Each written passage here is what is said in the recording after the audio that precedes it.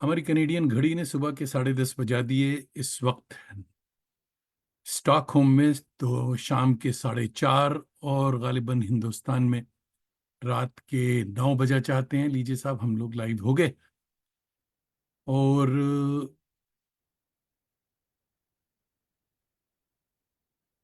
हमारे मेहमान भी आ चुके हैं। तो चलिए हम शुरू करते हैं। रंगमंच कनाडा की मल्टीकल्चरल फखरिया पेशकश आवारगी विद दानिश में आप सबका खैर मकदम। सारी दुनिया में आबाद मेरे करम फरमाओ दोस्तों, अजीजों, शागिर्दों और फैंस को जावेद दानिश का कैनेडियन आदाब, मेरी जबीन अकीदत सलाम कहती है। टोरंटो की एक फरहत बख्श मगर अब्र आलूद सुबह। कई दिनों से बर्फबारी नहीं हुई, बर्फबारी बंद है।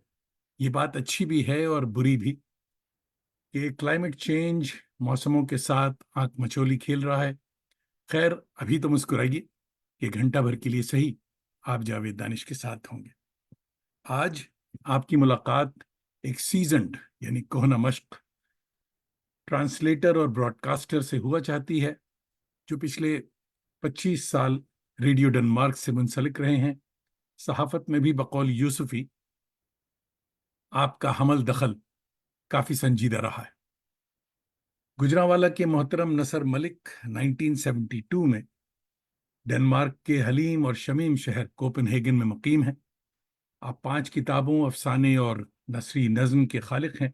7 तराजिम का एक समंदर इनके इर्द गिर्द रवां दवा रहता है। बहुत सारी किताबें अदब अतफाल पर बेशकीमत और बेशबहा तर्जुमे करके बैठे हैं। साथ ही डेनिश उर्दू डिक्शनरी अपनी रफ़ीक हयात मोहतरमा हुमा नसर के साथ मुरतब कर चुके हैं। नसर मलिक पूरे काम के लिए, इनके साथ गुफ्तगू के लिए 1 घंटा बहुत नाकाफी है। इसके लिए एक दिन का सेमिनार जरूरी।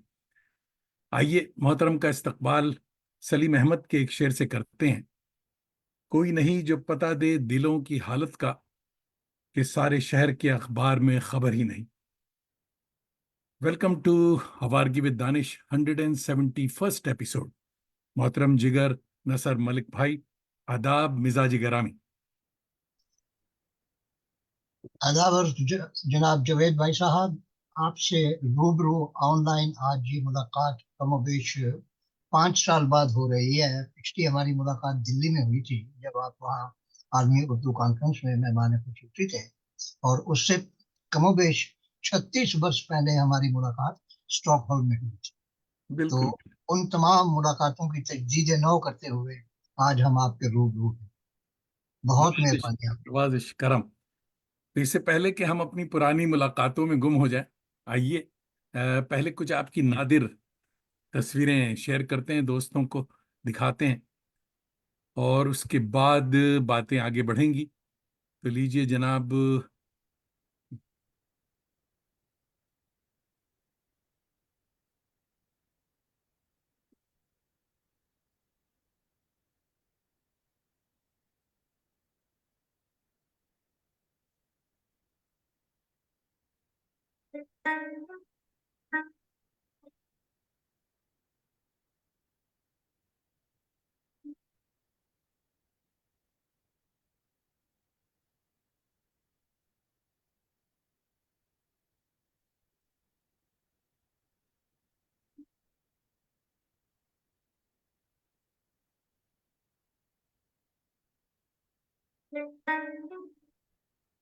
खुश आमदीद। क्या बात है, माशाल्लाह। अरे जावेद भाई, ये कहाँ से निकाल ली? ये तो मेरे कॉलेज के आखिरी दिनों की तस्वीर है एक। देखिए साहब, फिर जी, न कहना हमें खबर न हुई। मैं कहता हूँ जी, आप खूब हैं कि सबकी खबर रखते हैं। जी। बड़ी अच्छी तस्वीर है वैसे।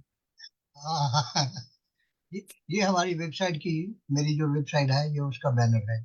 जी हाँ, बहुत अच्छा। ये बताइए हाँ, जरा। ये तो आपने ऊपर मालूमात भी दर्ज कर दी हैं। ये लाइब्रेरी ने, रॉयल लाइब्रेरी जो डेनमार्क की है, उसने डेनमार्क के तिलस्माती कहानियां लिखने वाले आलमी शोहरत याफ्ता मुसन्निफ जो थे, H.C. एंडरसन, जिनकी एक कहानी बादशाह नंगा है भी आपने सुन रखी है, पढ़ जी रखी जी। है। उनकी मुंतखब शुदा कहानियां उनके 200 साल जन्मदिन के मौके पर एक किताबी सूरत में शाया की थी, और इनका उर्दू तर्जुमा मैंने किया था। और आप हैरान हो जाएंगे कि ये किताब जब शाया हुई तो ये दारुल हुकूमत कोपेनहेगन और मुल्क के दूसरे दो बड़े शहर जो हैं, ओडेंसे और आरहूस, इनमें रहने वाले उर्दू पढ़ने वाले घरानों को ये मुफ्त तकसीम की गई। अब वाह। इस उर्दू पढ़ने वाले का लफ्ज मैंने इसलिए इस्तेमाल किया है कि ये पाकिस्तानियों या भारतीयों से मंसूब नहीं थी। जो कोई भी उर्दू पढ़ लेता है उसके लिए ये रॉयल लाइब्रेरी ने मुफ्त तोहफा दी। तो ये वाह। बड़ी अहम बात है अहम कि बात। ये किताब जो है ये शाया की गई। अभी भी ये किताब बाज़ लाइब्रेरियों में रिक्वेस्ट की जाए, डेनमार्क की मुकामी लाइब्रेरियां जो है, तो ये मुफ्त में मुहैया की जा सकती है। वाह, क्या बात। अरे जावेद मियां, ये आपने हमें कहा तक वहां पे बता दिया। ये मेरा दस्ते रास्त है हुमा, हम्म। और मेरी सारी अदबी तारीख जो है उसको, उसके लिए मुझे मुतहर्रिक रखने में इनका अहम किरदार है। आप खुशबख्त हैं जनाब।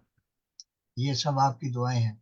हाँ, ये जब हमारी डिक्शनरी शाया हुई जो हुमा ने और मैंने मिलकर मुरतब की है और तारीफ की है, तो ये डेनमार्क के वजीर तालीम थे, मिस्टर बर्टल हार्डर। ये उनके दफ्तर की तस्वीर है, वहां हमने उन्हें ये पेश की। तो उन्होंने दीगर बातों के अलावा उर्दू रस्मुल खत में बहुत ज्यादा दिलचस्पी जाहिर की कि ये किस तरह की ड्राइंग्स बन जाती है। और फिर जब हमने उन्हें बताया कि जनाबे वाला आप ही के मुल्क के एक शहरी ने आज से तकरीबन 275 वर्ष पहले इसके उर्दू जुबान हाँ, उर्दू इस जुबान की पता पहली कर लें। ग्रामर की किताब शाया की थी, हाँ, तो इस वो पे कहने बात लगे होगी। कि ये तो मुझे भी मालूम नहीं। हाँ, इस पे तो बात ये होगी बटर तफसील। हार्डर हैं और इनके साथ ये हुमा है। और अच्छा, लुत्फ की बात ये हुई कि इस महफिल में मैं एक सानी किरदार बन के रह गया। हुमा और वो आपस में ही बातें करते हैं। हाँ, ये बेहद वही है सही। जी। वाह। हाँ, ये है ग्रामर वो का ग्रामर की हिंदुस्तानी का। किताब जिसका मैंने जिक्र किया था। वाह। वाह, इम्पोर्टेंट। बिल्कुल। सब ये अरे, पुरानी तस्वीर है। हाँ। ये आपने किस मौके पर ये तस्वीर कहाँ से, भाई कमाल कर दिया आपने। आज तो ये पाकिस्तान में बड़ी कदर कीमत की ये फोटो होगी। ये जनाब जुल्फकार अली भुट्टो साहब हैं, और ये मैं हूँ। और ये मेरे ऊपर ये प्रेस कार्ड लगा हुआ है, हाँ, डैनिश वजारत खारजा का जारी करता।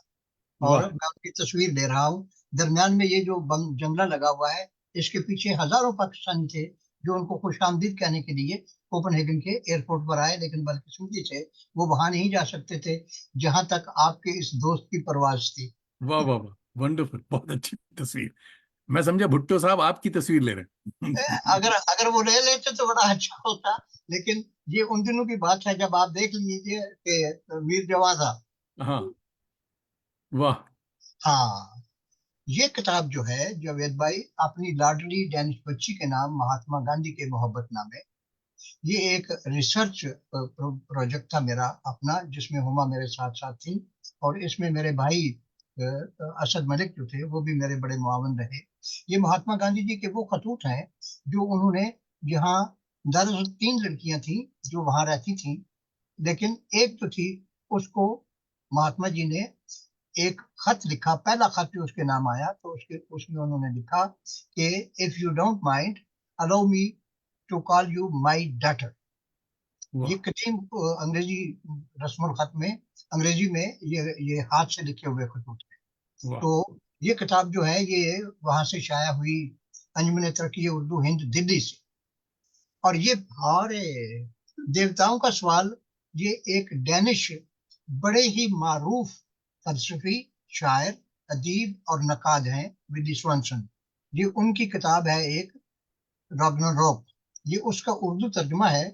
इसमें ये साबित होता है कि स्कैंडिनेविया और खासकर डेनमार्क के जो देवता थे, देवियां थीं, उनको कैसे मौत आई। और ये अपने आप में एक बड़ी अहम किताब है। और अब आपने बच्चों का सिलसिला शुरू कर दिया। ये तो सब कुछ बस, मुझे बताने की जरूरत ही नहीं, तस्वीरें खुद बोल रही हैं। ये तो आपने कमाल सही। कर दिया जी। वाह। ये यूरोपीय ममालिक के बच्चों के अदब से ये कहानियां थी। हाँ, ये किस दर्द किस जिंदगी जो है, ये मेरी अपनी तख्लीक करदा कहानियों और अफसानों पर मुश्तमिल किताब है जो वाह। पाकिस्तान से शाया हुई थी जी। और आप देख लीजिए, ये जनूब एशियाई तंजीम जो है सार्क, उसके रुकन ममालिक अफगानिस्तान, बांग्लादेश, भूटान, पाकिस्तान, नेपाल, श्रीलंका वगैरह, ये उन ममालिक की एक एक कहानियां हैं। ये दरअसल 11 किताबें हैं, जिनमें 10-10, 11-11 कहानियां जो हैं वो मौजूद हैं जी। वंडरफुल। ये अफ्रीकी बच्चों के अदब से मुंतखब कहानियां हैं जी, लोक कहानियां, कि उनका अदब क्या कहता है। वाह वाह। अरे ये जावेद भाई, ये मैं अपने लिए बड़ा एजाज समझता हूँ, और यहाँ अपने पाकिस्तानी भाइयों की तरफ से मेरे एजाज में एक तकरीब मनाई गई, और बज़्म फिक्र नौ के हमारे जो करता धरता हैं जनाब ख्वाजा मोहम्मद आसिफ साहब, उन्होंने, और पाकिस्तान हाउस ने, और पाकिस्तान सोसाइटी, तीनों ने मिलकर ये बनाई, और आपके खाकसार को उन्होंने मेरी तख्लीकी कामकाज पर ये एक शील्ड अता की। वाह क्या बात है। हाँ, ये है गालिब। खुद तो कह गालिब। गए थे कि हुए मर के हम जो रुसवा। लेकिन ये मैं मज़ार गालिब पर हूँ दिल्ली में, उनके वाह फातह के गुड जी। फॉर। और क्या अरे, ये शम्मा रसाले की एडिटर थी दिल्ली में, और ये तस्वीर है आज से कुछ तकरीबन 38 ईयर पुरानी, लखनऊ में जब पहला फैज अमन मेला हुआ था जी। अब इनका नाम है देलवी समथिंग, मुझे नाम नहीं याद आ रहा, लेकिन बड़े ही प्यार करने वाली, और फिर आपने कुछ किताब, एक दो किताबें इन्होंने मुझे दी अपने दस्तखत करके ये। तो ये लखनऊ की तस्वीर है, ये तो मैं भी अपने पास भी रिकॉर्ड रखूंगा। ये बहुत मैं भी नाम भूल रहा हूँ ये हम्म, ये शमा रसाला की हमारे मुदीरा साथ। थी। जी हाँ जी हाँ जी हाँ। अच्छा, अगर किसी दोस्त को याद हो तो जरा बताए कि हाँ मोहतरमा का नाम क्या। मैं भी इस वक्त भूल रहा हूँ। मैं इनको जानता हूँ, इनको मिल चुका हूँ, और इनका इंतकाल भी हो चुका है अब। जी ये हाँ। ये है नहीं। ये भाई वाह, ये और अभी ये जिंदा है। है हमारे, बिल्कुल ये वो जिक्र जिसका मैंने अभी जिक्र किया जी। ये हमारी वो यादगार तस्वीर है जो हिंदुस्तान में कौमी कौंसिल बराए फरोग उर्दू जुबान की आलमी कॉन्फ्रेंस के मौके पर हमने खींची थी। वाह और क्या दिन थे और क्या शामें थी वाह जी। वाह। अल्लाह करे कि वो मौके दोबारा दस्तयाब फिर वापस आए। जी हाँ जी। मुहैया हो जी। जी और वो खलूस व मोहब्बत की शामें, और वो एक दूसरे से आ मिल के गले करें आहुजारियां जी, एक दूसरे को वाह। हाजिर सुनाने के मौके पैदा हो। हाँ, बस्ती में तो वाह। ये पाकिस्तान में एक तंजीम है, जो पाकिस्तान के मारूफ अफसाना निगार जो थे और नावल निगार जनाब मुमताज मुफ्ती साहब, उन्होंने ये मुझे अता किया मेरे कुछ तहकीकात पर। ये आप इसे क्या कह सकते हैं, कुछ तगमा कह लीजिए, इसे हाँ कुछ एजाज बिल्कुल कह दीजिए जी। बिल्कुल। वाह तो वाह। कमाल कर दिया आपकी तहकीक जो है वो। जी वाह। जी सर। तो जनाब, be happy drives people crazy. तो एक एक मिनट में आपने एक सदी का सफर करवा दिया। भाई वाह जी, वाह वाह, मुबारक। आप क्या सफर तो बात। आपने करवाया, और मुझे मेरा मेरा अपना आप या याद दिला दिया कि बहुत जो मजे। जो भूला हुआ था। अच्छा साहब, ये बहुत सारे हमारे करम फरमा, बहुत सारे दोस्त अ, हमारे साए दीवार पे आ चुके हैं। तो सबसे पहले तो देखिए, स्टॉक नहीं, स्टॉकहोम से, हाँ स्वीडन से हमारी भाभी साहिबा सलाम कह रही हैं आपको, और कह रहे हैं मोहतरम दोस्त नसर मलिक के साथ शाम अच्छी रहेगी। स्वीडन से फरीदा, फरीदा भाभी देख रही हैं। और बेटा बहन को हमारा भी सलाम हो। और ये सब आप ही का कर्म है कि आपने मुझे जुवेद के सामने रख दिया कि इसे तख्ता मचूद बनाओ। हमारे दोस्त अब्दुल्ला खान साहब भी देख रहे हैं। फैयाज अहमद भाई हमारे अलीग दोस्त हैं, कोलकाता से देख रहे हैं और सलाम कह रहे हैं। और वालेकुम अस्सलाम। जनाब मुश्ताक भाई भी, हमारे साइंस उच्चा भी डिनर करते हुए देख रहे हैं, इसलिए अभी सलाम नहीं कर रहे हैं। अच्छा, हम उनको सलाम कर देते हैं जब हम फारिग सलाम होंगे तो करते बात हैं करें। साहब, समझे। हमारे बहुत ही आपकी लाइन के देखिए, एक हमारे बड़े सीनियर और बहुत ही अच्छे दोस्त और करम फरमा सैयद हुसैन अफसर भाई लखनऊ से देख रहे हैं। आग माशाल्लाह। अखबार निकलता है, उसके एडिटर हैं हमारे। करम फरमा और बहुत ही अच्छे दोस्त बड़े भाई सरवर सैयद सरवर हुसैन भाई जिद्दा से देख रहे हैं। जिद्दा तो माशाल्लाह। नहीं, रियाद से देख रहे हैं। और ये रियाद यूनिवर्सिटी के इंग्लिश के प्रोफेसर हैं। और जनाब सलाम अर्ज़ है। आप फरमा रहे हैं, आप दोनों को सरवर हुसैन का सलाम और मुबारकबाद। जावेदानी साहब, आपने आज एक बहुत अहम मारूफ शख्सियत से मुतरफ करार हैं, काबिल सताइश इनकी अदबी और खिदमत। आपकी खिदमत में और सलाम अर्ज़ है। जनाब इसके साथ ही, हाँ, अब्दुल्ला खान बता दिया इन्होंने, ये सादिया दहलवी थी, अल्लाह उन्हें गरीक रहमत बिल्कुल बजा कहा करे। आपने, सादिया देवी। सादिया दहलवी थी। हाँ। अदनान अदनान मिर्जा हमारे रिसर्च स्कॉलर हैं, ये बिहार से देख रहे हैं और आपको सलाम कह रहे हैं। और जनाब सैयद आसिम रऊफ भाई भी हमारे दोस्त हैं, ये भी देख रहे हैं। महमूद अहमद, ये आपको बताएं, बहुत ही इंपॉर्टेंट दोस्त हैं हमारे, न्यूयॉर्क से देख रहे हैं। और ये शाहिद अहमद देहलवी साहब के, साकी वाले शाहिद अहमद देहलवी के साहबजादे हैं। माशाल्लाह, हाँ, सलाम अर्ज़ है जनाब। संगीता खन्ना अहमद महमूद भाई की बेगम हैं।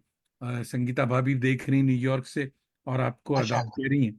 और बहुत अच्छे अच्छे दोस्त जमा हो चुके हैं।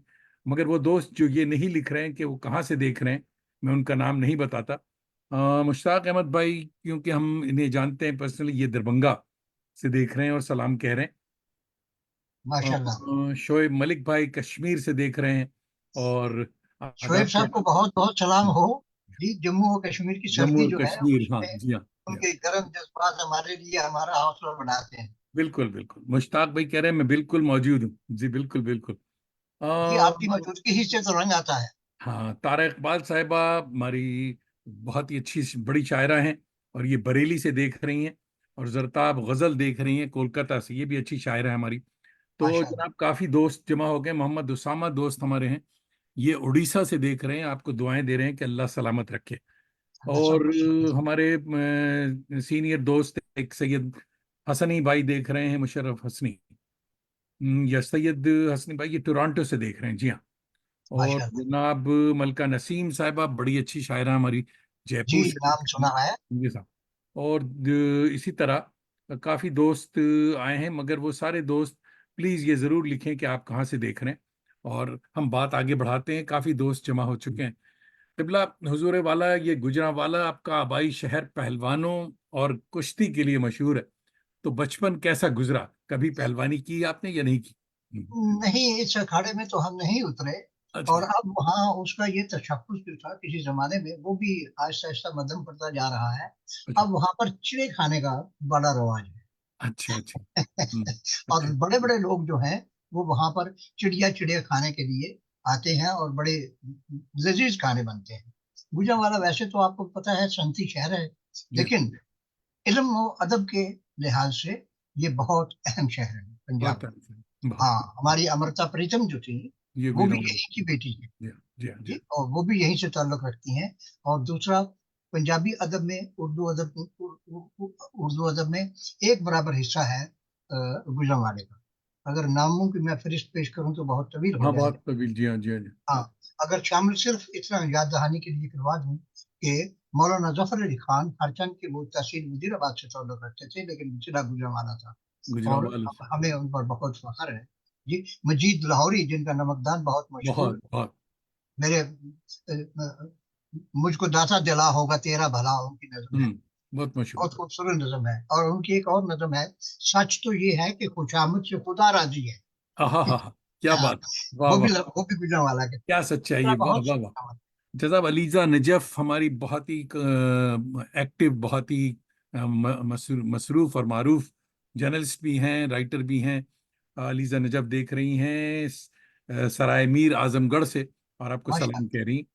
और आप असलम फारूकी भाई हमारे सीनियर दोस्त हैं, और ये माशाल्लाह ये हैदराबाद से देख रहे हैं जी साहब। माशाल्लाह, हैदराबाद हैदराबाद। से डॉक्टर असलम फारूकी साहब का सलाम।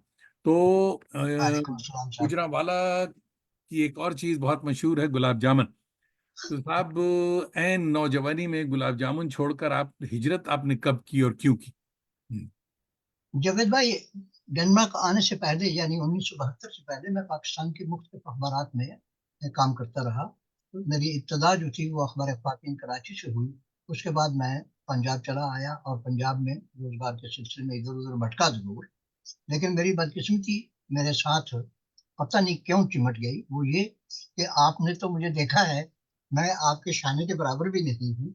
कद कद कद में। और दूसरा, जब मैं पंजाब आया तो मैं उर्दू बोलता था, और मुझे एक खास नजर से देखकर ये कहकर रोजगार नहीं मिलता था कि आप यहाँ शायद फिट ना हो सके। और साथ ही सवाल होता था, आप कहाँ से हैं? बांग्लादेश से हैं? ओहो। नहीं, मशरकी पाकिस्तान से हैं, क्योंकि उन हम्म। दिनों मशरकी पाकिस्तान। हम्म। तो मैं कहता था, नहीं तो मैं तो नहीं हूँ, मैं तो यही का रहने वाला हूँ। आप पंजाबी हैं? जी बिल्कुल, पंजाबी बोल सकते हैं। मैं कहा जी तुसी मेरे नाल पंजाबी बोल रहे हो, मेरे नाल जी गल करनी है कर लो। तो इस तरह बहरहाल किस्सा मुख्तसर के इन्हीं वजूहात की बिना पर आखिरी मुलाजमत पाकिस्तान में छोड़कर मैं इसलिए डेनमार्क आ गया कि जहां मेरे एक भाई थे, जफर मलिक, जो कि पाकिस्तान से सरकारी डेनमार्क की गवर्नमेंट के सरकारी वजीफे पर यहाँ मेडिकल की तालीम हासिल करने के लिए आए थे। डॉक्टर ऑफ मेडिसिन है आज। तो उन्होंने यहाँ से एक अखबार निकाला, ये 1972 की बात कर रहा हूँ, 73 की, जिसका नाम था सदाए पाकिस्तान। ये स्कैंडिनेविया का पहला उर्दू अखबार था। 16 सफ़ात पर मुहित होता था। अखबार जहां साइज में। तो जब उन्होंने निकाला तो मुझे उन्होंने पाकिस्तान उसकी चंद कापियां भेजी। तो मैंने कहा, यार ये क्या तुम कर रहे हो जी? क्योंकि उन दिनों हाथ से लिखा होता था, ये होता था वो। तो उन्होंने कहा कि अगर आप हमारा भी कुछ बंदोबस्त कर दें तो आप हमारे पास आए। तो मैं बजाहिर उनकी मदद करने के लिए आया, लेकिन फिर यहीं पर मेरे कदम जमे। वाह वाह। तो ये थी मेरी आमद। और फिर वो सुधार पाकिस्तान जो है, वो 8 साल तक मुसलसल चलता रहा। और उसके मैं मुदीर रहा। और उसकी मुकम्मल फाइल जो है वो डेनिश स्टेट लाइब्रेरी में महफूज है। किसी भी वक्त वो देखी जा सकती है, या उसकी फिल्म जो है वो हासिल की जा सकती वाह वाह। देखिए साहब, हमारे बड़े करम फरमा, बड़े अच्छे सीनियर अलीग दोस्त, बड़े भाई अब्दुल मोइस, डॉक्टर अब्दुल मोइस शम्स साहब देख रहे हैं, सलाम कह रहे हैं आपको। और माशाल्लाह आजकल है। वालेकुम अस्सलाम। अल्लाह मियाँ की कुर्बत के लिए जिद्दा यानी उम्रे पे गए हुए थे माशाल्लाह। अल्लाह इनकी हाजिरी कबूल करे। ये जिद्दा आमीन। से देख रहे हैं साहब, देखिए हमारी खुशबख्ती कि साहब जिद्दा से आपको सलाम आ रहा है। वाह वाह जी जुवेद भाई, वाह। आपकी आवाज मक्के और मदीने में है। देखिए साहब कि गुनाहगार कहाँ तक पहुंचा हुआ है।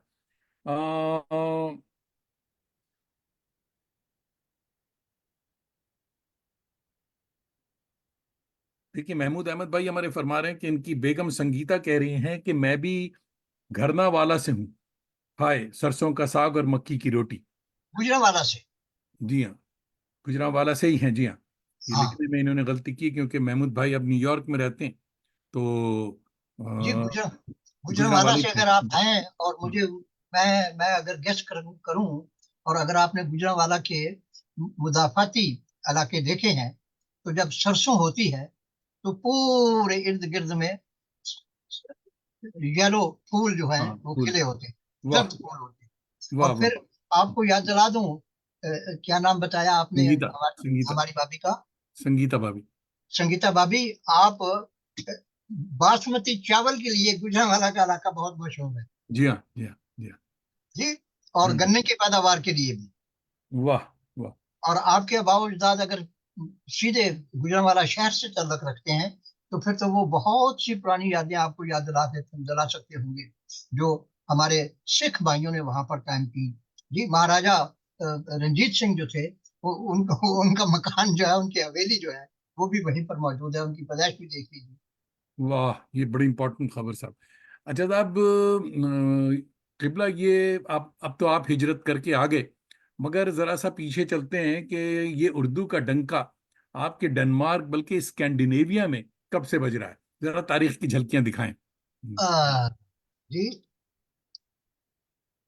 इसके लिए हमें थोड़ा सा सब्र के साथ मुझे कुछ कहने की इजाजत दीजिएगा। जी जी वो जी। ये है कि डेनमार्क में उर्दू के हवाले से जो काम हुआ है और जो हो रहा है, उसकी तारीख बहुत पुरानी है। और पिछले चंद असरों से डेनमार्क में उर्दू अदब जुबान जो अब जाहिर हो रहा है, उसकी भी अपनी ही दास्तान है। और आप हैरान हो जाएंगे जावेद भाई ये सुनकर कि डेनमार्क में सिर्फ उर्दू ही नहीं, बल्कि बर्रे सगीर की बड़ी बड़ी जुबानों के अदब पर बहुत काम हो चुका है। खासतौर पर बंगाली और मलयालम और पाली। वाह। और इसके लिए ये था कि सन 1620 में सोलह डेनमार्क सौ के बीस 1620 में हम्म डेनमार्क के शाह कृष्ण चहारम ने अपने दो एजेंसियों को हिंदुस्तान भेजा। जब मैं यहाँ लफ्ज हिंदुस्तान इस्तेमाल करता हूँ तो मेरी उम्र के आपके सामईन और नाजरीन और मेरी हम दोनों से कम उम्र के नाजरीन और सामईन जहन में रखें कि मैं मुत्तहिदा हिंदुस्तान की बात कर रहा हूँ, हम्म जिसकी सरहदें खैबर से लेकर कन्याकुमारी तक फैली हुई थी।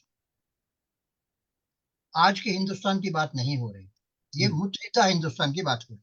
हम्म तो वो दो एलची जो थे डेनमार्क के, वो उस वक्त हिंदुस्तान की बनारस प्रेसिडेंसी में तामिल हिस्सा जो था, जिसे ट्रंकेबार कहते हैं, वहां पर पहुंचे और उसके राजा नथुराम से रघुनाथ रघुनाथ नायक के साथ उन्होंने मुज़ाकरात किए और अपने लिए वहां पर जगह हासिल। जब वो वहां पर अपने लिए, मैं अब जंप कर रहा हूँ, मकानो जुमान से निकलने की कोशिश कर रहा हूँ, हम्म, जब उन्होंने अपने पांव जुमा लिए तो फिर वहां पर उन्होंने अपना एक छापाखाना कायम किया। और ये छापाखाना उन्होंने कहाँ कायम किया? कलकत्ता से कोई 235 किलोमीटर दूर शुमाल मशरक में एक कस्बा है, शहर है, श्रीरामपुर। वाह, बहुत मशहूर जगह श्रीरामपुर में श्री रामपुर। ये कायम किया। ये लिथो छापाखाना था और इस पर पहली किताब जो शाया हुई वो डच पाली जुबान थी। ओफो। क्योंकि क्योंकि महाराजा जो थे वो डच जुबान जानते थे, तो हम्म उन्होंने कहा कि ये चीज जो है ये छपनी चाहिए। उसके बाद जनाब वहां पर ईसाइयत का लिटरेचर शाया होना शुरू हुआ मुख्तलिफ हिंदुस्तानी जुबानों में, और ये सिलसिला चलता रहा। और आपको मैं एक और चीज बताऊं कि जैसा अभी हमने जिक्र किया कि डेनमार्क और उर्दू का ताल्लुक जो है वो इतना पुराना है, 267 साल पुराना है। हम्म और वो क्यों? कि डेनमार्क के एक बिन्यामिन शुल्स, जो असल में जर्मन जर्मन नस्ल के थे, लेकिन डैनिश शहरी होने के नाते वो डैनिश कहलाए और डैनिश रहे।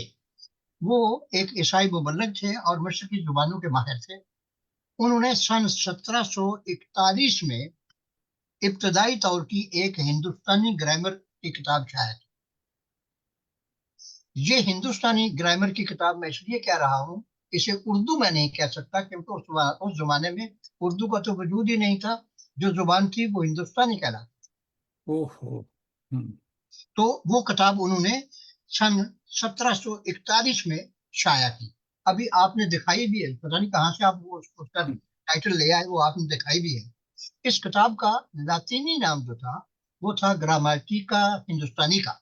हम्म, और इसमें उर्दू के अल्फाज जो थे वो अरबी रस्मुल खत में टाइप थे और लातीनी में उनका तर्जुमा दिया गया। हम्म। और ये एक ऐसी किताब थी ग्रामर की कि जिससे बोलचाल के अंदाज भी सीखे जा सकते। इसके बाद बिन्यामिन शुल्सी ने उर्दू की गिनती और मुहावरात का एक किताबचा शाया किया। फिर उन्होंने जो सबसे बेहतर और अहम तरीन काम मेरी नजर में किया वो था कि किताब मुकद्दस यानी अंजीर मुकद्दस के मुख्तलिफ अबवाब जो थे उनका तर्जुमा किया। पहले उनको अलग अलग हर बाब को छुपवाया, बाद में 4 अबवाब को इकट्ठा शाया किया। और इसके बाद जनाब फिर जो सिलसिला चला तो उन्होंने दानियाल की किताब का तर्जुमा किया जी, उन्होंने रसूलों के अमाल का तर्जुमा किया, याकूब के खत का तर्जुमा किया, मरकुस की अंजील का तर्जुमा किया, वगैरह वगैरह। यहाँ तक कि मुकम्मल अंजील जो थी वो मुख्तलिफ मरहलों में उन्होंने तर्जुमा कर दी।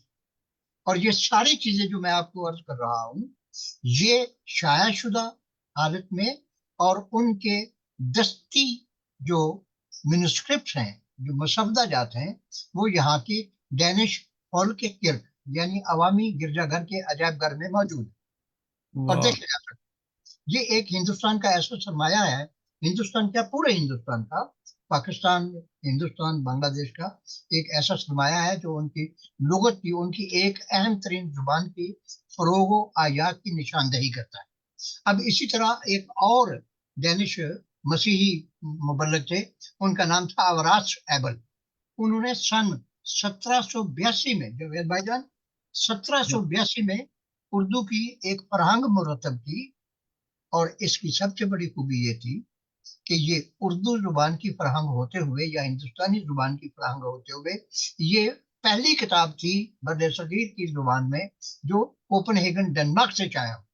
ओहो, वाह, इससे ग्रेट। आप अंदाजा लगा लीजिए कि ये लोग अपने आप को दूसरों की तहजीब व तमद्दन और दूसरों की लिटरेचर वगैरह से आशना रखने के लिए खुद क्या क्या जतन करते हैं। हम्म, तो वो किताब जो है वो बड़ी खूबसूरत है, अभी तक जो है वो यहाँ पर मौजूद है। फिर आप देखिए कि कबीर के 100 दोहे यहाँ पर तर्जुमा शुदा मौजूद है उफ, डेनिश जुबान में। और इसी के साथ ही एक मारूफ सूफी संत हुआ करते थे जिन्हें यूरोप में सूफीइज्म का बानी करार दिया जाता है, अनायतुल्लाह खान, अनायत अनायतुल्लाह खान। खान। जी। उनकी किताब है ज्ञान व दान नरमान, वो भी शाया हो चुकी है डेनिश जुबान में।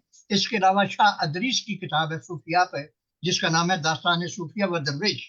ये दोनों 1959 में और 1982 में यहाँ शाया हुई।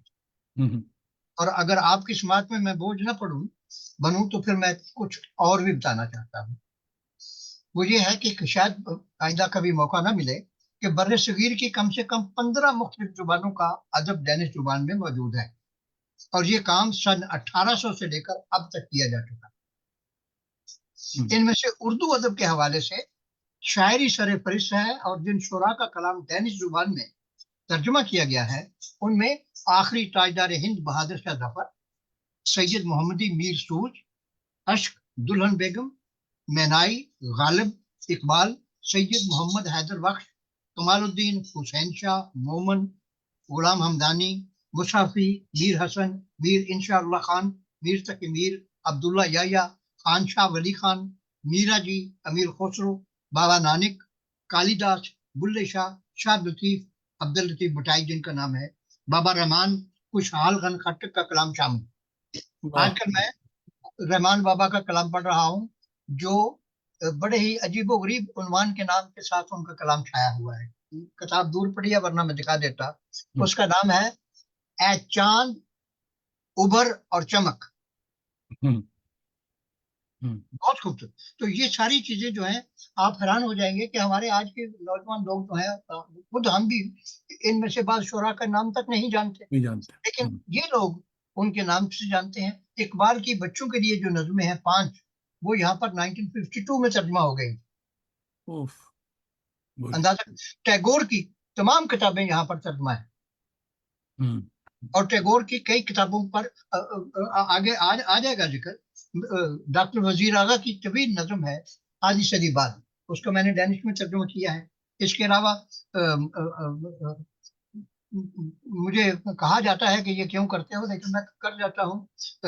आपने अली सरदार जाफरी साहब, उनकी नज़मों का तर्जुमा मौजूद है यहाँ पर। बिलराज कोमल का मौजूद है। अख्तरुल ईमान और बशीर बदर और कलकत्ता से पेशीन इजाज की नज़मों का तर्जुमा मौजूद है। गालिब, मीर जफर, उनका तो मैं आपको बता चुका हूँ। हम्म, लेकिन इनके कलाम पर मुश्तमिल डेनमार्क रेडियो का एक प्रोग्राम हुआ करता था, समाज और सकाफत। मैं इसका उर्दू नाम तर्जुमा बता रहा हूँ, डेनिश में नाम इसका और है। वो डेनिश जुबान में ये कलाम पेश किया जाता था और लोगों को बताया जाता था कि ये कहाँ के लोग हैं और इनका पस मंजर क्या है। वाह। तो इसी तरह अगर चलिए, आप देखें, सिर्फ ये शायरी नहीं है, उर्दू में जिन अफसाना निगारों और कहानीकारों के काम जो है वो मौजूद है। उनमें इंतजार हुसैन है, ख्वाजा अहमद अब्बास की कहानियां तो मुतअद्दिद एंथोलॉजीज में शामिल। हम्म, और इसके अलावा मुंशी प्रेमचंद हैं, सादत हसन मंटू हैं, इस्मत चुगताई हैं, और अहमद नदीम कासमी हैं, रशीदा अमजद हैं, अहमद हमेश हैं, और मिर्जा अहमद बेग साहब हैं। इनकी कहानियां जो, एक मजे की और बात बताऊं आपको कि इनकी कहानियां जो हैं वो कुछ तो मैंने तर्जुमा की हैं, कुछ डेंशो ने तर्जुमा, हम्म। और जो डेंशो ने तर्जुमा की हैं वो या तो अंग्रेजी से आई हैं या फ्रेंच जुबान से आई हैं। मैं आपसे उन्होंने पूछने वाला था, ये बात बराह पूछने वाला रास्त था। बराह रास्त उर्दू से या हिंदी से तर्जुमा नहीं की गई। हाँ, ये बड़ा इम्पोर्टेंट ये है कि ये जो तराजिम इतने आप बता रहे हैं, ये लातीनी या अंग्रेजी जबान से ज्यादातर आए हैं, मगर लातीनी क्या। नहीं, अंग्रेजी या फ्रांसीसी और जर्मन से। जर्मन से।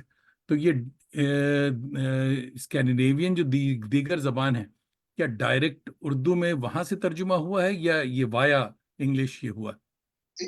जो काम डैनिशों ने खुद तर्जमा किया है, अब हम लफ्ज फिर इस्तेमाल करते हैं हिंदुस्तानी अदब का, भले हम्म, वो पाकिस्तान का हो या इधर का हो, वो उन्होंने किसी यूरोपीय जुबान से लेकर तर्जमा किया। हम्म, वो अंग्रेजी भी हो सकती है, वो फ्रांसीसी और जर्मन भी हो सकती है, इटालियन भी हो सकती है, लेकिन जो काम हमारे जैसे लोगों ने आप पागलपन में किया है, वो बराह रास्त उसी जुबान से लिया है। हम्म, तो इस आपको एक मजे की बात बताऊं, पाकिस्तान के एक नौजवान मुसन्निफ हैं, उनका नाम है दानियाल मोइनुद्दीन। ये अंग्रेजी में लिखते हैं। इनकी वालदा जो है वो निसब यूरोपी बताई जाती है मेरे ख्याल में, और वालिद जो है वो पाकिस्तानी। ये पहले वो पाकिस्तानी मुसन्निफ हैं जिनकी 9 कहानियों पर मुश्तमिल एक मजमुआ डेनिश जुबान में शाया हुआ है। वाह। पहले, ये वो पहले पहले है। जबकि हिंदुस्तान के कई लखारी जो हैं, खासतौर पर ख्वातीन जो अंग्रेजी में लिखती हैं, उनकी किताब जावेद भाई गौर से सुनिए, इधर हिंदुस्तान में या लंदन में या अमेरिका में शाया हुई, उसके महीने बाद यहाँ डेनमार्क में डेनिश जुबान में आपको मिल जाएगी। वाह। वाह। वो जजा कता इसलिए कलामी। वो बहुत सारे। इसलिए कि वो बराह रास्त अंग्रेजी में लिखते हैं। हाँ, रुकिए, कता कलामी, बहुत सारे दोस्त आ गए हैं, फिर वो सब रह जाएंगे। हमारे दोस्त दोहा कतर से नदीम जिलानी भाई देख रहे हैं, दानिश तखल्लुस करते हैं। और डॉक्टर नदीम जिलानी दानिश का सलाम कबूल करें, बहुत पुरमख्स गुफ्तगू हो रही है। इसी तरह इमादुल मुल्क भाई हमारे अलीग दोस्त हैं, ये दानिश भाई भी हमारे अलीग दोस्त हैं। ये लोग इमादुल मुल्क भाई देख रहे हैं दुबई से, आपको सलाम कह रहे हैं, और कह रहे हैं बहुत ही इंपॉर्टेंट इंफॉर्मेशन सबकी दे खिदमत रहे में हैं मेरा भी सलाम हमारे अर्ज है। सबों को सलाम। अलीजा नजफ कह रही है माशाल्लाह बहुत मालूमात अफजा गुफ्तगू हो रही है। आयशा सिद्दीका साहिबा जो हैं ये चेन्नई मद्रास से देख रही हैं, और जताब गजल भी कह रही हैं कि माशाल्लाह बहुत मालूमाती गुफ्तगू। अली अहमद रिजवी भाई भी देख रहे हैं, और आयशा सिद्दीका, जी हाँ मैंने बता दिया कि ये मद्रास यानी चेन्नई से देख रही हैं, तमिलनाडु। भाई ये बड़ी जबरदस्त इंफॉर्मेशन आपने दी है, ये सारी बातें। चेन्नई हाँ चेन्नई से जो जो जो अजीजा थी लाइन पर, हम्म। का नाम भूल गया हूँ, आपने जी, बताया भी है। आयशा सिद्दीका।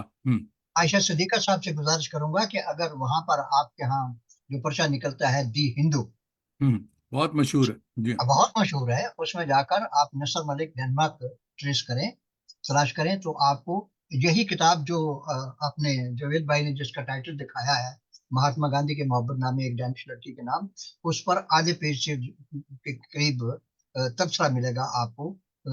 किसी साहब ने अंग्रेजी जुबान में तबसरा किया है।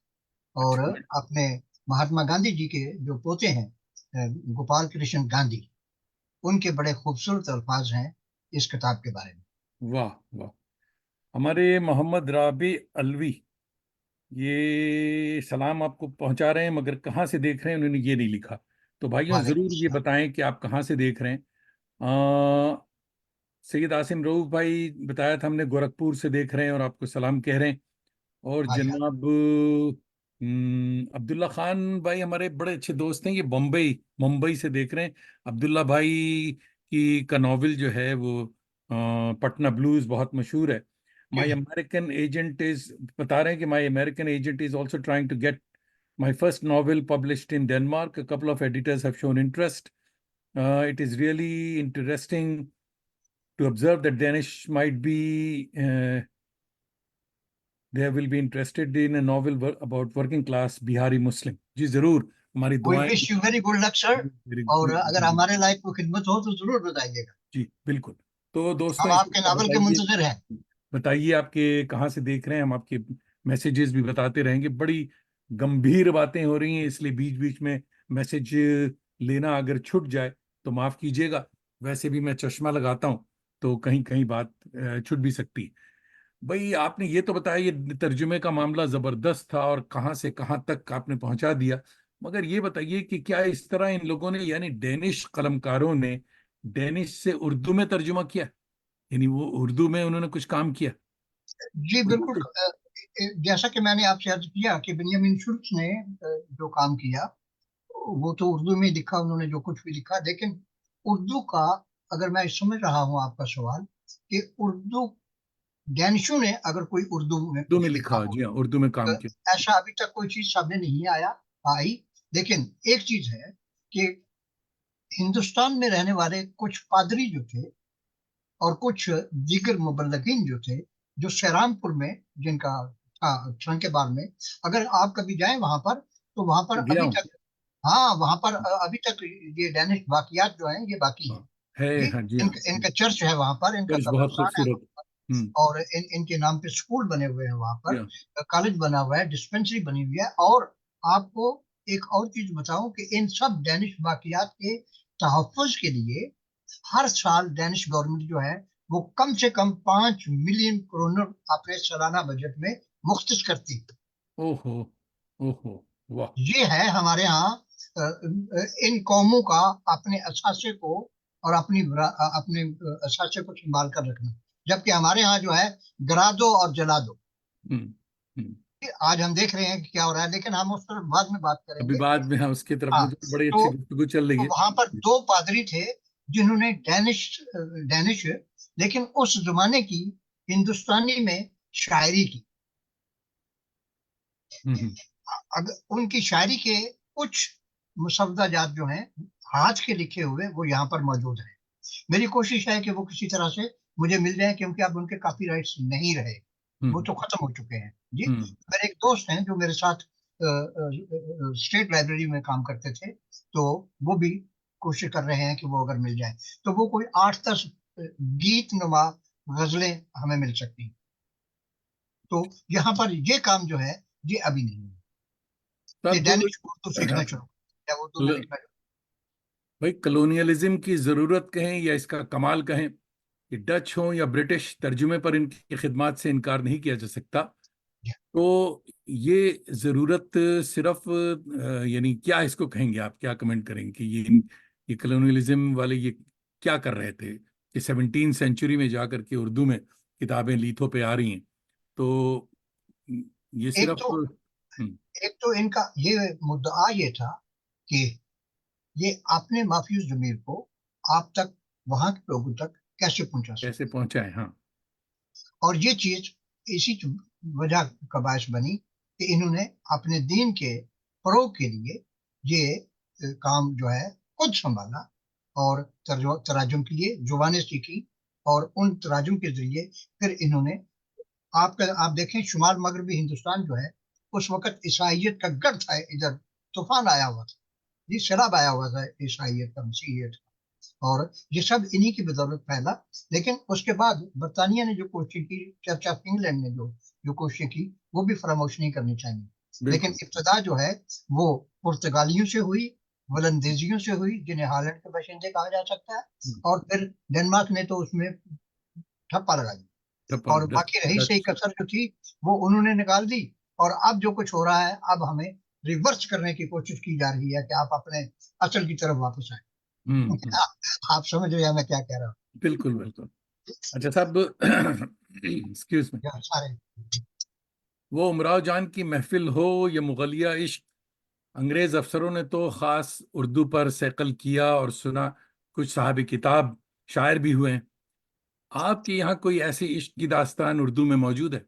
यानी डेनिश कोई राजा था ऐसा जिसने उर्दू में कुछ? यहाँ यहाँ रांझे तो बहुत कम पैदा हुए हैं, हीरे बहुत हैं, लेकिन अच्छा। वो भी लोग उड़ा के ले गए जी। अच्छा।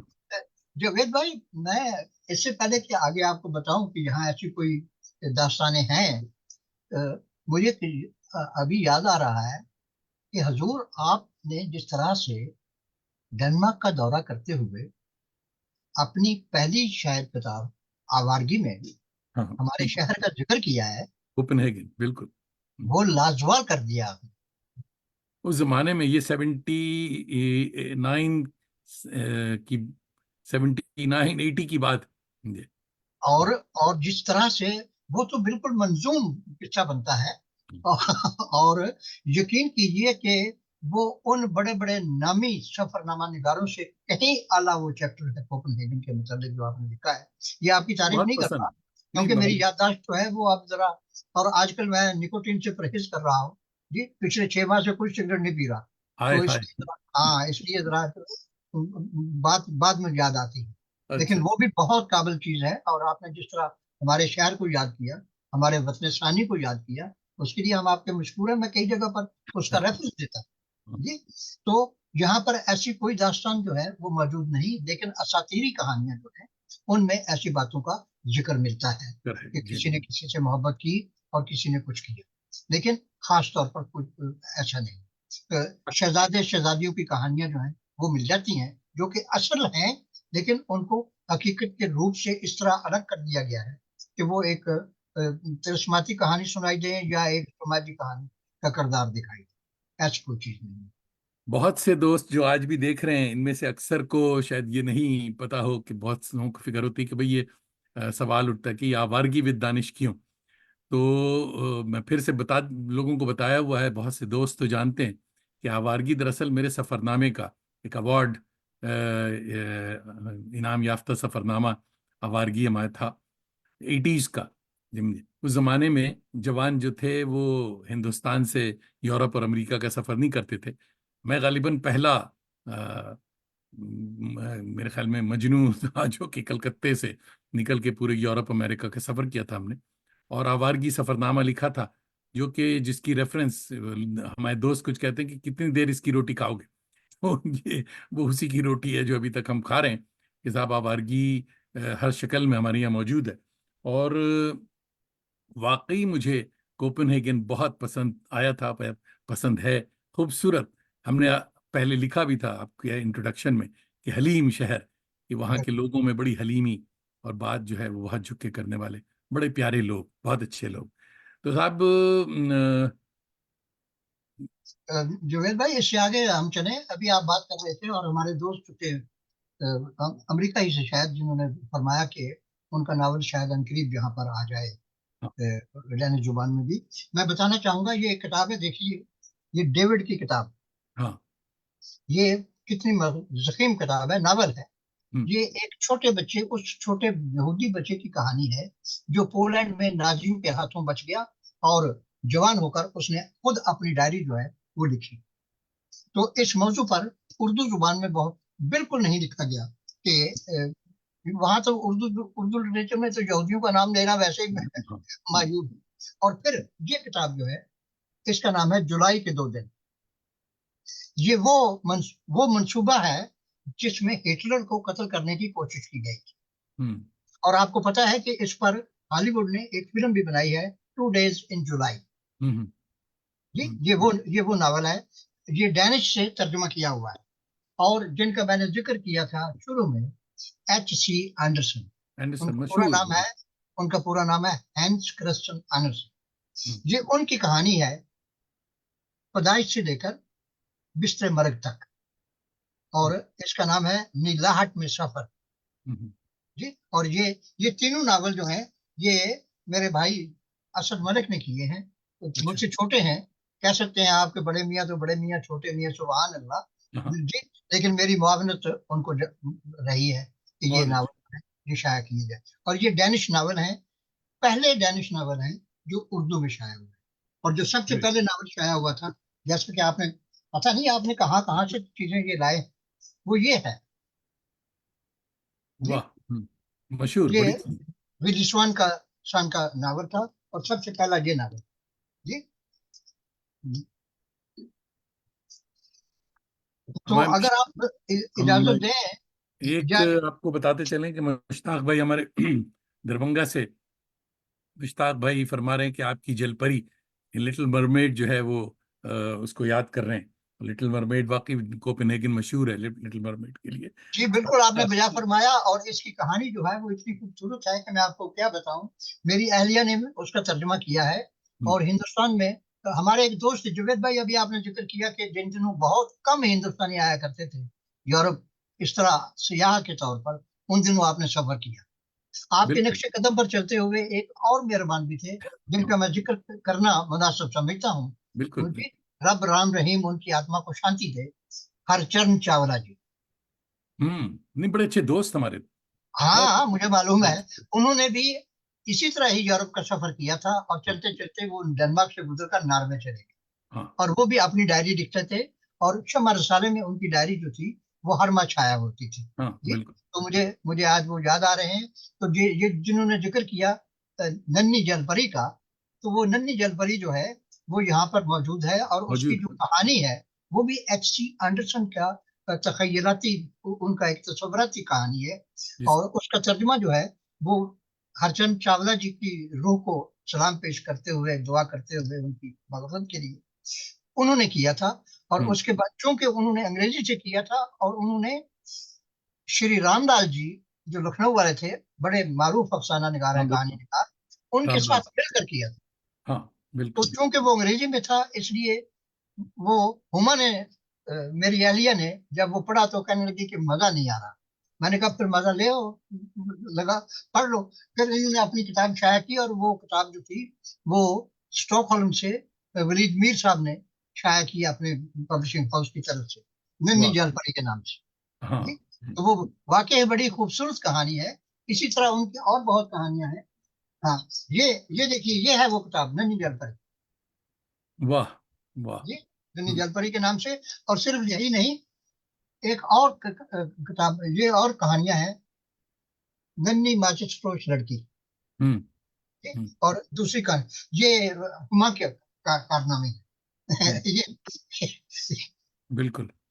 अच्छा साहब, सादिका नासिर साहिबा हमारी करम फरमा दोस्त हैं, टोरंटो से, बल्कि ऑटोवा से देख रही हैं। इनका मैसेज है कि बहुत मालूमाती गुफ्तगू। नसर मलिक साहब, आपको बात करते देखकर मुसरत हुई। दानिश भाई, आप मुबारकबाद के मुस्तहक हैं। जी बिल्कुल। बहुत बहुत शुक्रिया। जज़ाकल्लाह। सादिका नासिर साहिबा, बहुत बहुत शुक्रिया। और मिर्ज़ा खलील अहमद बेग साहब भी हमारे करम फरमा अरे प्रोफेसर रिटायर्ड साहब, अलीगढ़ के। अल्लाह को खुश रखे। ये जनाब आजकल अमेरिका आए हुए हैं, यहाँ से देख रहे हैं। तो काफ़ी बड़े माशा बड़े और बड़े अच्छे अच्छे दोस्त, मसूद अब्दुल्ला भाई हमारे, नवाब मसूद अब्दुल्ला लखनऊ से देख रहे हैं और आपको आदाब कह रहे हैं। और जनाब लखनऊ असरार का जनाब, गंदी। हमने कूचा कूचा गली गली घूमी थी जनाब, रामलाल जी और नैयर मसूद साहब के हाय सोबत हाय, में। क्या हाँ बात हाँ हाँ, क्या लोग थे मोहब्बत करने है। वाले। बहुत अच्छे, बहुत अच्छे। तो असरार गांधी भाई भी हमारे बड़े अच्छे इलाहाबाद के दोस्त हैं, करम फरमा हैं, सीनियर फिक्शन राइटर हैं, जो कि आजकल मेरे ख्याल में दिल्ली में सेटल्ड हैं, दिल्ली से देख रहे हैं और कुछ कहा इलाहाबाद को। चाहते हैं। अभी कहा नहीं इन्होंने। अ,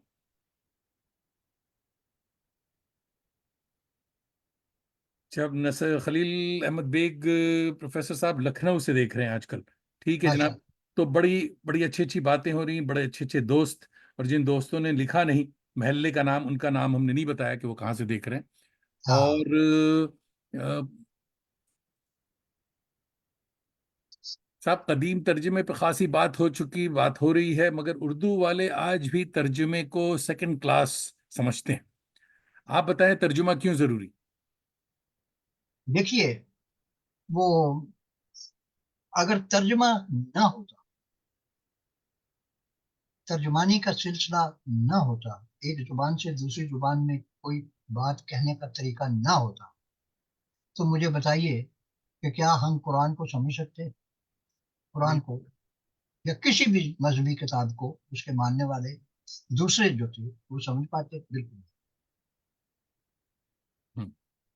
एक जुमला मोतज़ा है कि आप देखिए कि खुदा को भी जुबान बशर में कलाम करना पड़ा। हम्म। अरबी जुबान जो थी वो आसमानी तो नहीं थी, जमीनी थी, और हम्म। इब्रानी। बहरहाल, तर्जुमा मैं अपनी जात के हवाले से इसलिए जरूरी समझता हूँ कि एक तो खुद को आगाही होती है कि कौन क्या लिख रहा है, कैसे लिख रहा है, और किन मौजूआत पर लिख रहा है। दूसरा, जब मैं ये समझता हूँ कि ये तो बात दूसरों तक भी पहुंचनी चाहिए, तो मैं उसको तर्जुमा कर देता हूँ, इस एतबार से और इस लिहाज से कि एक तहजीब दूसरी तहजीब से टकराव रखने की बजाय ये देखे कि हम में कौन कौन सी चीजें मुश्तरक हैं, कैसे मुश्तरक हैं, इनको कैसे मजबूत रखा जा सकता है। और इंसानियत के लिए ये तराजम जो है, ये वो किरदार अदा करते हैं कि गिनी सुनी बातों को समझने की बजाय, सोचने की बजाय आपके सामने एक चीज आ जाती है कि ये लीजिए, ये पढ़िए और देखिए कि इस खित्ते के लोग, इस मुल्क के लोग, इस मखसूस जुबान के लोग क्या सोच रखते हैं, क्या सोच। और उस सोच से ये क्या चीज अखज करते हैं, अपने लिए भी और दूसरों के लिए। और यही एक चीज है जो मुझे कम से कम इस बात पर मुतहर्रिक रखती है कि मैं अपने उर्दू अदब के लिए, उर्दू अदब के खजाने में अच्छी से अच्छी चीज जो है वो शामिल कर सकूं। और वाह। मुझे एक चीज की बड़ी खुशी है कि अब तक मेरे तराजुम जो है वो लोग पसंद करते हैं, अच्छा कहते हैं। और बल्कि कभी कभी मैं खुद भी ये सोचता हूँ, जैसा आपने सवाल किया कि मैं तराजुम क्यों करता हूँ, हम्म, तो उसकी वजह यही होती है कि एक तहजीब को दूसरी तहजीब के करीब लाना, एक समझ को दूसरी समझ तक पहुंचाना, और सोच और फिक्र के नए दरवाजे खोलना। वाह। हुजूर, आपने और आपकी रफीक हयात हुमा नसर भाभी ने डेनिश उर्दू लुगत मुरतब किया है। कुछ इसके बारे में बताएं। ये मीर वाला भारी पत्थर आप लोगों ने क्यों कर उठाया और कितना वक्त लगा इसमें? इसमें तकरीबन, वक्त तो मैं पहले ही बता देता हूँ, तकरीबन 2.5 साल लगे हमें इसमें। हम्म, और ये 15,000 अल्फाज पर मुश्तमिल है, एक वाह। सफा।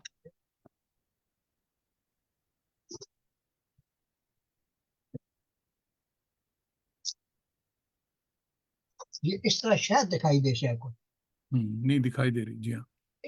और ये है, और इसमें 15,000 अल्फाज के दानिश मानी दिए गए हैं, और उसके साथ जो उर्दू मानी है उनका मुतरादफ भी दिया गया है, हम्म, नेमुल बदल भी दिया गया है।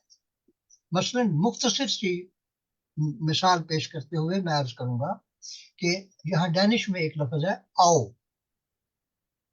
जैसे आप कह लीजिए कि चोट लगे तो कोई कहता है आओ, उस आओ का मतलब है एंड, यानी और। अब सिर्फ तर्जुमा करते हुए अगर आपके सामने सिर्फ एक लफ्ज है और, तो हो सकता है कि आप थोड़ा सा कंफ्यूज हो जाए। तो इसके मुतरादिफ क्या है? और की जगह पर हमारे पास उर्दू में और दीगर क्या अल्फाज? हम्म, एक तो ये और हो गया, दूसरा एक लफ्ज है आजकल वो मतरूक है, नीज, वो भी इसी मानी में आता है। और फिर इन्वर्टेड कामा में रखें वाओ, सिर्फ वाओ, वो भी आता है। इस तरह हर अल्फाज के हमने मुतरादिफ दिए। और हमें बड़ी खुशी है कि पाकिस्तान के माहिर लिसानियात जो हैं, और डॉक्टर हनफी साहब जो हैं इंडिया के, उन्होंने हमारी इस कावश को बड़ा सराहा है। जनाब रऊफ पारेख, लुगत के हवाले से और लिसानियात के हवाले से एक इंसाइक्लोपीडिया का नाम है। तो उन्होंने मुझे बगल गिर होकर मुझे कहा कि नसर ये तो तुमने कमाल कर दिया, और तुम्हारी बेगम। मैंने कहा जी बस ये उन्हीं का कमाल है कि जिन्होंने ये सारा मुसव्वदा पढ़ा भी, और उसको बार बार जो है मुझे ये कहा कि यहाँ यूं होना चाहिए, यहाँ यूं होना चाहिए। ये वाह। साथ घर का काम काज भी होता रहा। और उन्होंने जिस तरह से मेरी मदद की, मेरी मदद क्या की, ये हम दोनों की मुश्तरका उस काविश का नतीजा है जिसमें हम बराबर के शरीक बहुत अच्छा, बहुत अच्छा। देखिए भाई, हमारे हैं। और दोस्त। ये किताब जो है, ये जब वजीर तालीम को यहाँ पेश की गई, तो जावेद भाई एक और चीज देखिए, हाँ, ये बड़ी दिलचस्प बात है। हम तो गए थे कि उनको ये तोहफतन पेश करें कि हमने ये आपके लिए, आप, क्योंकि यहाँ एक चीज कही जाती है जो कि बहुत हद तक सच है, कि अगर आप जुबान सीख जाएं तो आपके लिए समाज का हर दरवाजा खुल जाता है। हम्म, सच है। और डेनिश जुबान अपने आप में बहुत बहुत ही शकील जुबान है। और इसका तलफ़्फ़ुज़ और इसके मानी समझना, एक एक लफ्ज के 10-10 मानी निकल आते हैं, वो बहुत मुश्किल हो जाता है। लेकिन बहरहाल जब हमने ये डेनिश डिक्शनरी उनको पेश की, तो उन्होंने सारी बातें करने के बाद, मैं तो खैर वहां भूल गया, वो मेरा वो जो तो वहां उसको नजर ही नहीं शायद आ रहा था। तो हुमा को कहता है कि मैं आज ही अपने स्कूलों और कॉलेजों के लिए इस डिक्शनरी को रिकमेंड करता हूँ। वाह। तो डेनमार्क में एक स्कूल होते हैं जिन्हें हम कहते हैं हाई स्कूल, फॉल के high school, people's high school. ये वो स्कूल होते हैं जहाँ नौजवानों की तालीम बारह का बंदोबस्त होता है, वहां पर भी ये डिक्शनरी जो है ये मौजूद है। और डैनिश जुबान सिखाने वाले जो स्कूल हैं उन वहां भी मौजूद है, और लाइब्रेरियों में तो है ही ये। तो ये चीज अच्छा जनाब, हमारे दोस्त और करम फरमा doctor Asif, head Urdu department Mauritius से देख रहे माशाल्लाह। हैं जी। या और आसिफ भाई से आप मिले हैं जी, आसफ भाई से दिल्ली में और मुलाकात हुई जी थी, सलाम अर्ज करता हूँ। जी। तो ये माशाल्लाह वहां से देख रहे हैं और फरमा रहे हैं कि नसर मलिक साहब हमारे देरीना बुजुर्ग दोस्त हैं। ये आपने गलत उर्दू, इसमें देरीना तो हैं, बुजुर्ग कहाँ से नजर आ रहे हैं। इनको देखकर और सुनकर बहुत खुशी हुई। हमारे और एक करम फरमा दोस्त हैं माशाल्लाह, हाशिम पटेल, मौलाना हाशिम पटेल, ये देख रहे हैं टोरंटो से। और मुश्ताक अहमद भाई कह रहे हैं कि वाह नसर साहब की गुफ्तगू पुरमग़ज़ और मालूमाती है, शुक्रिया, बहुत बहुत शुक्रिया। आप सब अहबाब का शुक्रिया, आपकी बहुत मोहब्बतों का, बहुत बहुत आपके शुक्रिया प्यार जी का बहुत शुक्रिया। जी आपके दम से दम है, और ये जावेद ने आज हमें आप सब के रूबरू खड़ा कर दिया। अल्लाह अल्लाह करे कि हम सलामत रहे। जी। अच्छा साहब, उर्दू ये भी आपने डेनिश वजीर की उसका हुस्न ज़न के उन्होंने साहब किताब को उधर स्कूलों में जारी कर दिया। मगर हमारे यहाँ जो सीन उर्दू दुनिया में रॉयल्टी का लतीफ़ा आप जानते हैं क्या है? तो डेनिश में इसका लतीफ़ा क्या, ये बताइए। हाँ, डेनिश में इसके बड़े सख्त कानून हैं। हम्म एक चीज तो ये है कि अगर कोई चीज लिखी हुई किसी भी मुसन्नफ की, हम्म अगर उसको 100 साल हो गए हैं, अब ये अरसे की दौरानिया जो है ये शायद कम कर दिया गया है, मुझे दुरुस्त 50 कर मालूम दी, जी 50 हाँ। है। हाँ, लेकिन 100 साल के गुजरने के बाद आप उसको तर्जमा कर सकते हैं, उसको जैसे चाहें आप इस्तेमाल कर सकते हैं।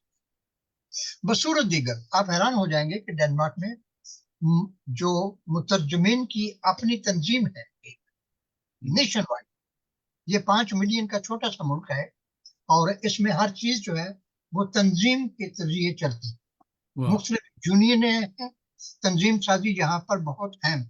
अगर किसी के अगर 10 बिल्लियां पालने वाले इकट्ठे हो जाएं तो वो भी अपनी कौमी तंजीम बना सकते हैं। बहुत तो अच्छा। मुतरजमीन की तंजीम जो है वो इन चीजों पर कड़ी निगाह रखती है। लेकिन होता यह है कि हमारे यहाँ आपने देखा है कि लोगों ने तो हेनरी किसिंजर की किताब जो थी वो बगैर कॉपीराइट के छाया कर दी, हम्म और इसी तरह ये सिलसिला चलता है। यहाँ उनको कंट्रोल करने वाला कोई होता नहीं है। लेकिन मेरी ये अल्लाह के फजल करम से बड़ी ये आदत रही है। एक तो मैं कई मुसन्निफीन को जिनके मैंने तराजुम किए हैं उनको मैं जाती तौर पर जानता हूँ।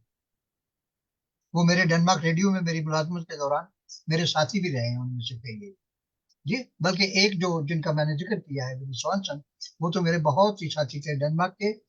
वो फिलोसफर, राइटर, अदीब, नकाद थे जिन्होंने काफका के सारे काम को आसान फहम जुबान में ढाला। वाह।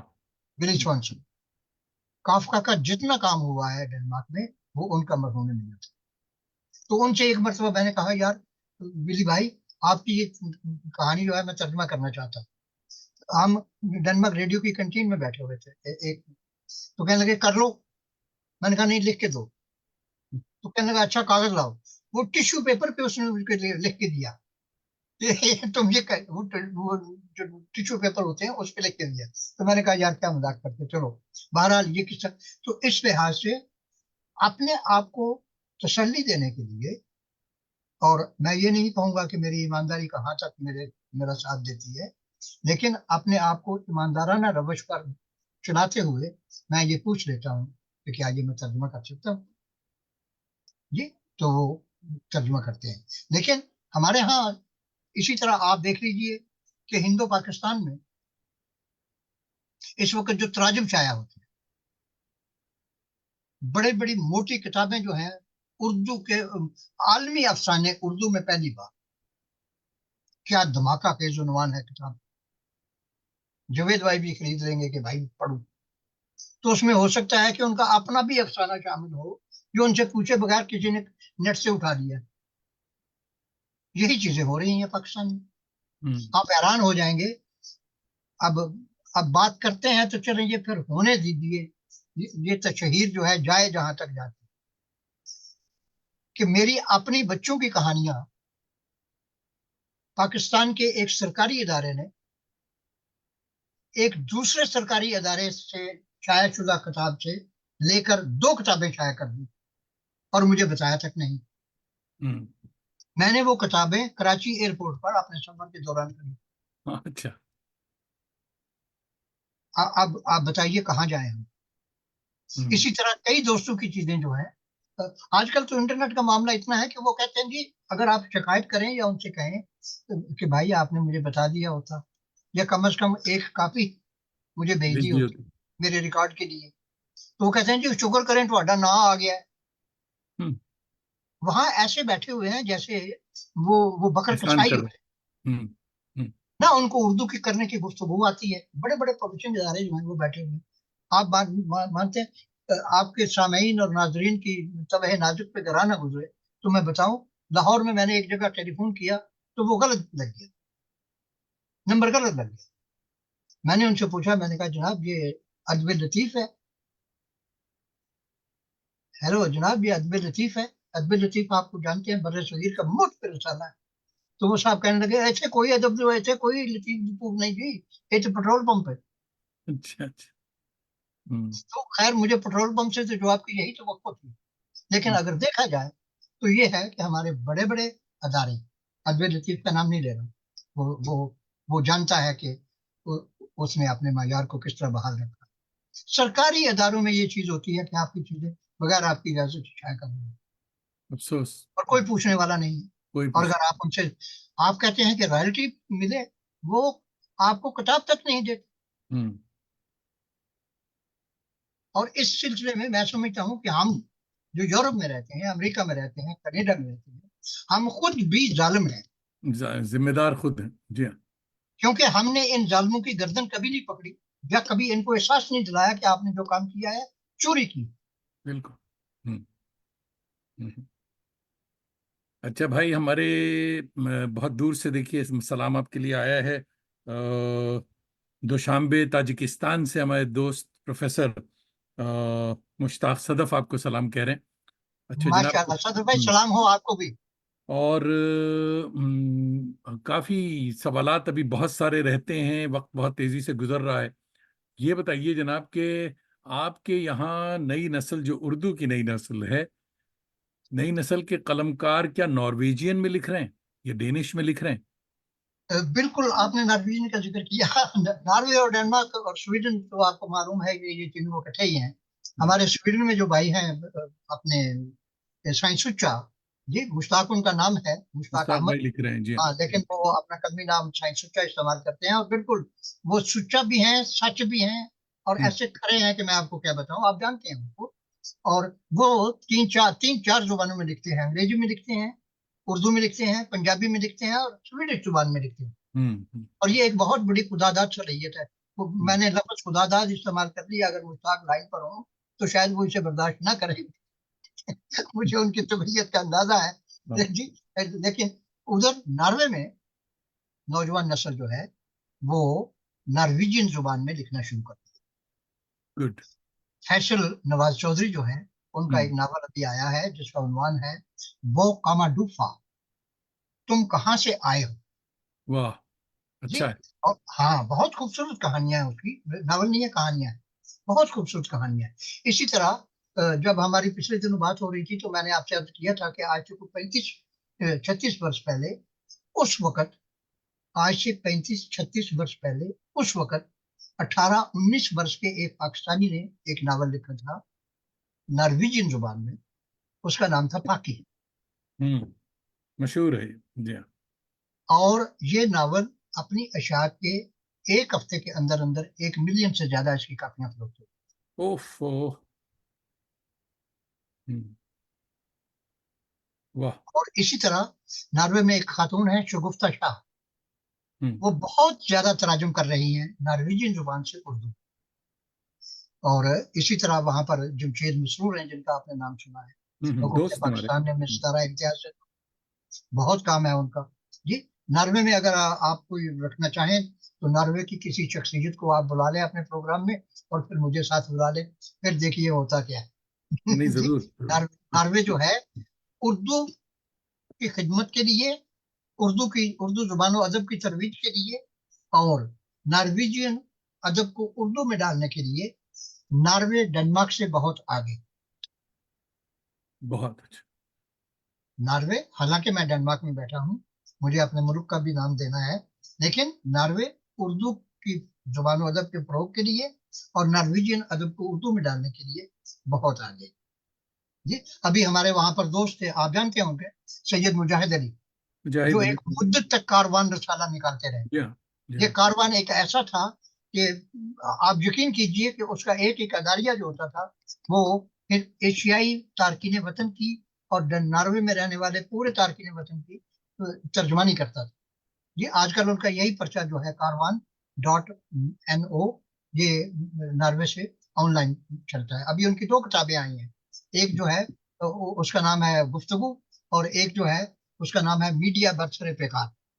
बहुत खूबसूरत किताबें हैं। तो इसी तरह अनीस अहमद है वहां पर, उनका एक नावल आया है जंगल में मंगल, बड़ा ही खूबसूरत नावल है। और डेनमार्क में हमारी एक खातून है, मिसेस शमीम अख्तर, तो उनका नावल है जहन्नम के उस पार। ये नावल जवेद भाई दरअसल एक एशियाई, एशियाई क्या, एक पाकिस्तानी खातून की कहानी है कि वो कैसे पाकिस्तान से यहाँ आती है, क्या होता है, और जिंदगी के निश्चित फराज उस पर किस तरह असरअंदाज होते हैं कि वो आखिर में औरतों के लिए शेल्टर हाउस में पनाह लेने पर मजबूर हो जाती हम्म। है। और ये एक खातून की कहानी नहीं है, बल्कि ये कई ख्वातीन की ऐसी कहानी है जो उनके सीनों में सुलग रही है, लेकिन नोके कलम पर नहीं आ सकती। हम्म। और इसी तरह और शायरी की किताबें जो हैं वो बहुत छाया हुई हैं यहाँ पर। जी, और अगर मैं दोस्तों के नाम लेने शुरू करूं तो बहुत ज्यादा दोस्त हैं, लेकिन जैसा कि मैंने अपने शुरू में कहा था कि स्कैंडिनेविया का सबसे पहला अखबार सदाए पाकिस्तान था, जो डेनमार्क से कायम है, और इसे शाया करने वाले, जारी करने वाले मेरे भाई थे जफर मलिक, और बाद में मैं 8 साल तक ये रहा। इसी के साथ ही एक और चीज है कि यहाँ पर हमारे बुजुर्ग सरदार शमशेर सिंह शेर, रब रहीम उनकी आत्मा को शांति दे, उन्होंने एक पर्चा निकाला था अमन के नाम से, माहनामा। जी, ये कोई 1.5 साल तक जारी रहा, उसके बाद बंद हो गया। डेनमार्क रेडियो ने जब अपनी गैर मुल्की नशरियात का सिलसिला शुरू किया, आज से 35 वर्ष पहले, तो उसमें उर्दू भी शामिल थी, जिसमें मैं जुम्मेदार था बतौर एडिटर और सियासी तजिया निगार। 25 साल तक मैं वहां पर रहा अच्छी था। सल रहे हैं आप। या और उसके बाद ये सिलसिला खत्म कर दिया गया। तो अभी आपने जो पूछा है कि नौजवान नस्ल जो है उर्दू बोलने तक और उर्दू समझने तक, यानी बोलचाल के लिए, और उर्दू मौसीकी और पंजाबी मौसीकी, इसमें तो अभी तक ये 99% फीसद बिल्कुल ठीक चल रहे हैं। लेकिन जहां तक तहरीर करने का ताल्लुक है, लिखने का उर्दू ताल्लुक है, वो बहुत कम है। ये मैं अपनी तीसरी नस्ल की बात कर रहा हूँ, और उसकी कई वजूहत हैं। यहाँ डेनमार्क में सबसे पहले स्कूलों में उर्दू पढ़ाई जाती थी। 12 बच्चे हों तो उनको स्कूल ही के अंदर पढ़ाई जाती थी। लेकिन फिर रवैया ये हुआ जावेद भाई कि जब यहाँ पर ज्यादा मसाजिद कायम हो गई, तो बच्चों का स्कूली वक्त काट कर उनको मसाजिद में भेजना शुरू कर दिया। हम्म। बड़ी अच्छी बात थी, बचपन में दीन की बातें करना बड़ी अच्छी बात है, लेकिन वो तालीमी सिलसिला रुक गया। और फिर वालिदैन की अपनी तवज्जो जो थी, वो बच्चों को उर्दू पढ़ाने पे आहिस्ता आहिस्ता गायब होती गई। तो जब ये सूरत हाल हुई, तो सरकारी तौर पर यह सिलसिला बंद कर दिया। लेकिन इसके साथ ये सहूलत मुहैया रखी गई कि अगर किसी इलाके में 12 बच्चे अपनी जुबान पढ़ना चाहे, उनकी उम्र का कोई लिहाज नहीं, उनकी बेसिक तालीम का कोई लिहाज नहीं, वो किसी भी उम्र के हो सकते हैं, किसी भी स्कूली दर्जे में तालीम पा रहे होते हैं, लेकिन 12 बच्चे हों तो मुकामी बल्दिया जो है, वो स्कूल टीचर, वो उनको जुबान का टीचर जो है, उर्दू जुबान का टीचर मुहैया करते हैं। ये सहूलत है, लेकिन इससे इस्तेफादा कोई नहीं।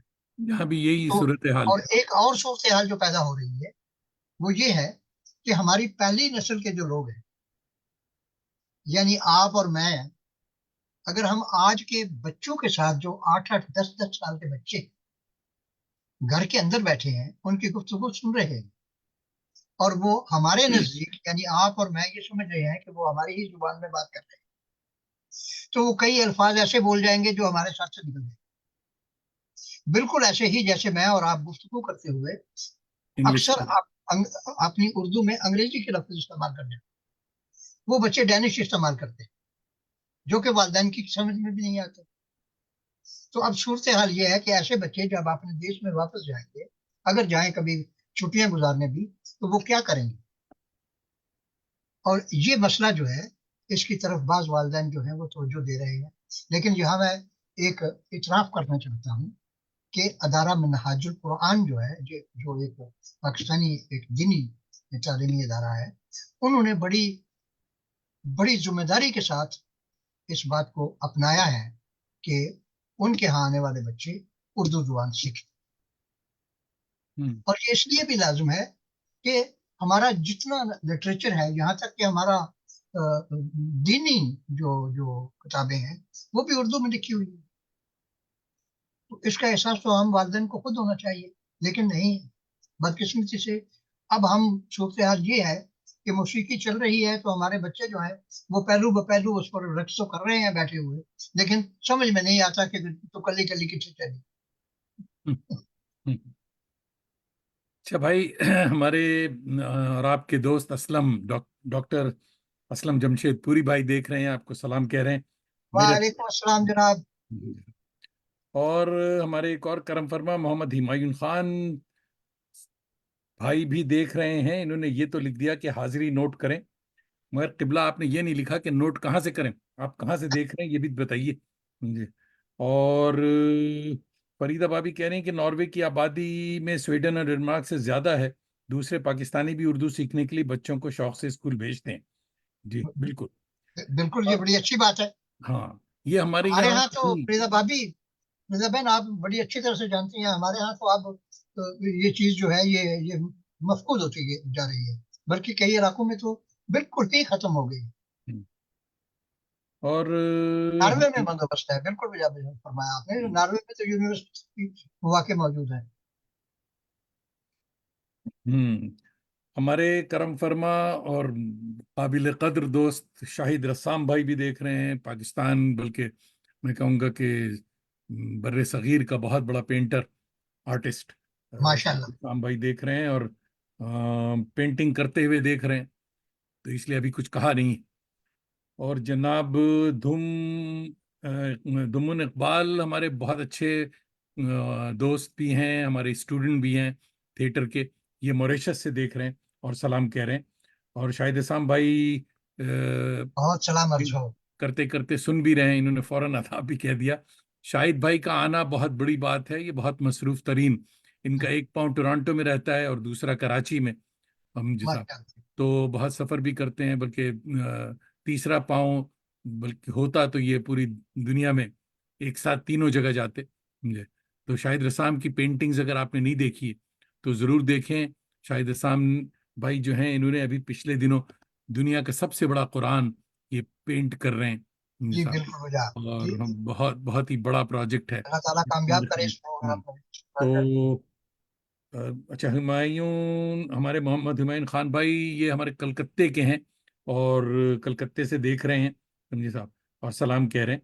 अच्छा। कलकत्ते से याद आया कि कलकत्ते में जो इंडियन म्यूजियम है, नेशनल वो, म्यूजियम जी। जी हाँ, इंडियन नेशनल म्यूजियम, उसकी बुनियाद रखने वाला एक डेनिश था। वाह वाह। और इस पर मेरा एक बहुत बड़ा रिसर्च आर्टिकल है, जिसका उन्वान है कलकत्ते के माथे पर डेनिश झूमर। हो, वाह, बहुत इंपॉर्टेंट भाई जी। इसे तो आप कलकत्ते के अखबार मशरिक में भेजें ये मजमून जी।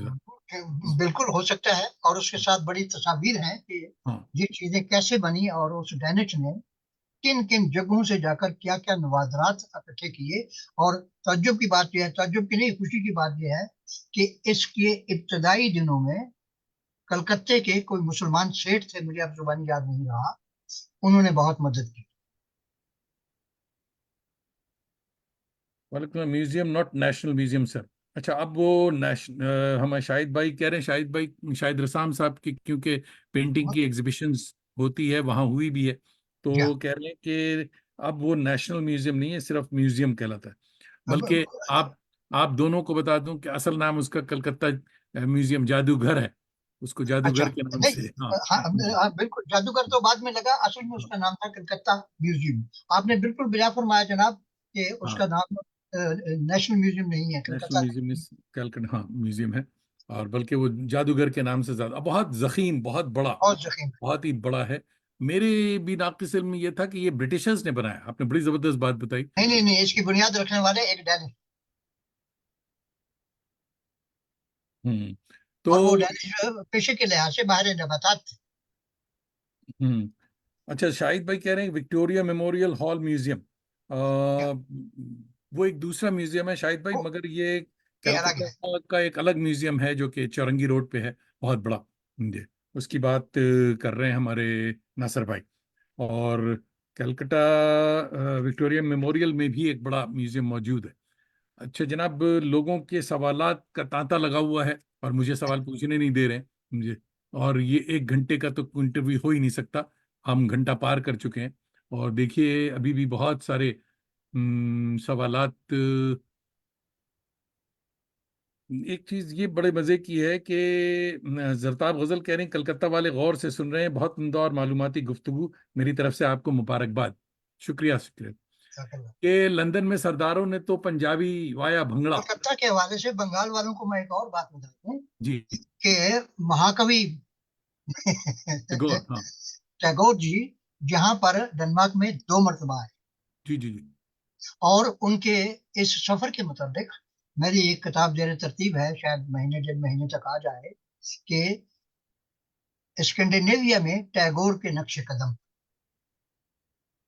उन्होंने कहाँ कहाँ खताब किया, किस किस जगह किन किन लोगों से उनकी मुलाकातें हुई, और उस वक्त के शाहजहां जो थे जिनसे उनकी मुलाकात हुई, उनसे मिलवाया गया उनके पब्लिशर ने।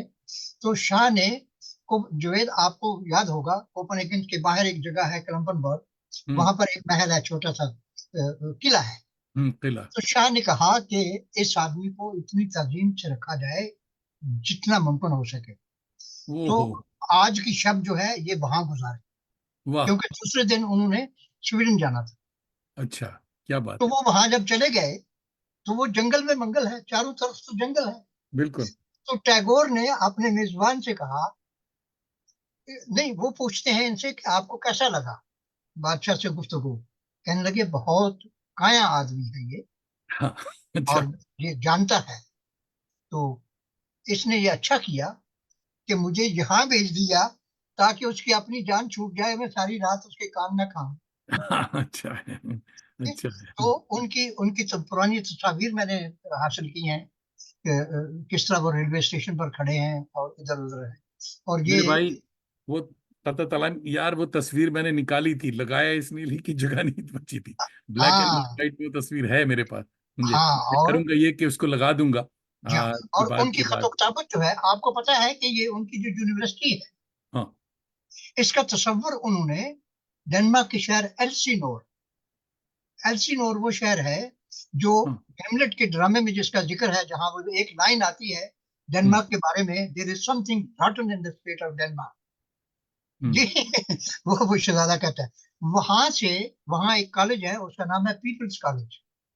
टैगोर साहब ने अपनी यूनिवर्सिटी का तखयल जो था, ख्याल जो था, वो वहां से अखज किया, और अच्छा। उस सिलसिले में उस कॉलेज के प्रोफेसर प्रिंसिपल को उस जमाने में टाइपराइटर पर लिखे हुए कोई 8-10 खत जो थे, वो अरसाल किए और मुआवनत हासिल। डेनमार्क का अगर आप देखें तो हिंदुस्तान की सरजमीन से बहुत गहरा और मुख्तलिफ शोबों में इतना ताल्लुक रहा है कि आपको क्या बता। चलते चलते कहीं उधर वाले ये ना कह दें कि हिंदुस्तानी का जिक्र हो रहा है। गुजरांवाला में, गुजरांवाला के करीब एक कस्बा है गखड़, गखड़ मंडी उसे कहते हैं। वहां की शुगर मिल जो है, वो तकसीम पाकिस्तान हिंद से पहले बन रही थी, वो डेनमार्क ने बनाई थी। और जब वाह। तकसीम हो गई तो डेनमार्क ने वो तो फतन पाकिस्तान को दे दी कि ये लो, गन्ने चूपो और गन्ने और शुगर शुगर बनाओ। बना। वाह वाह वाह। अच्छा, एक सवाल ये आया है बहुत अच्छा, जरताब गजल कलकत्ते से पूछे हैं कि मोहतरम क्या आपकी किताबें ऑनलाइन दस्तयाब हैं? जी साहब। अभी तक तो नहीं है, और अगर किसी ने कोई कर ली हुई है तो मुझे मालूम है। अच्छा, आप अभी तक ढूंढें नहीं है, जरूर। लेकिन हम्म। जुवेद एक सेकंड दीजिए।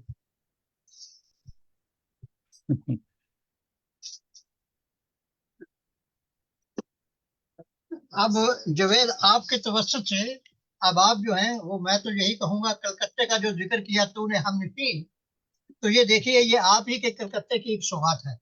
इंशा, जी हाँ, वाह वाह वाह। हम्म। और इसके ऊपर जो है ये पढ़िएगा, अंग्रेजी में जो लिखा हुआ है, hmm. The Scandinavian literature in Urdu. Urdu, या बहुत अच्छे। ये ये फेसिल साढ़े इजाज सात थे। सौ पेज की किताब है, हम्म। रसाला है। इंशा इसके फेसी निजात हैं। और ये स्कैंडिनेविया के अदीबों और शायरों की तख्लीकात का उर्दू तर्जुमा।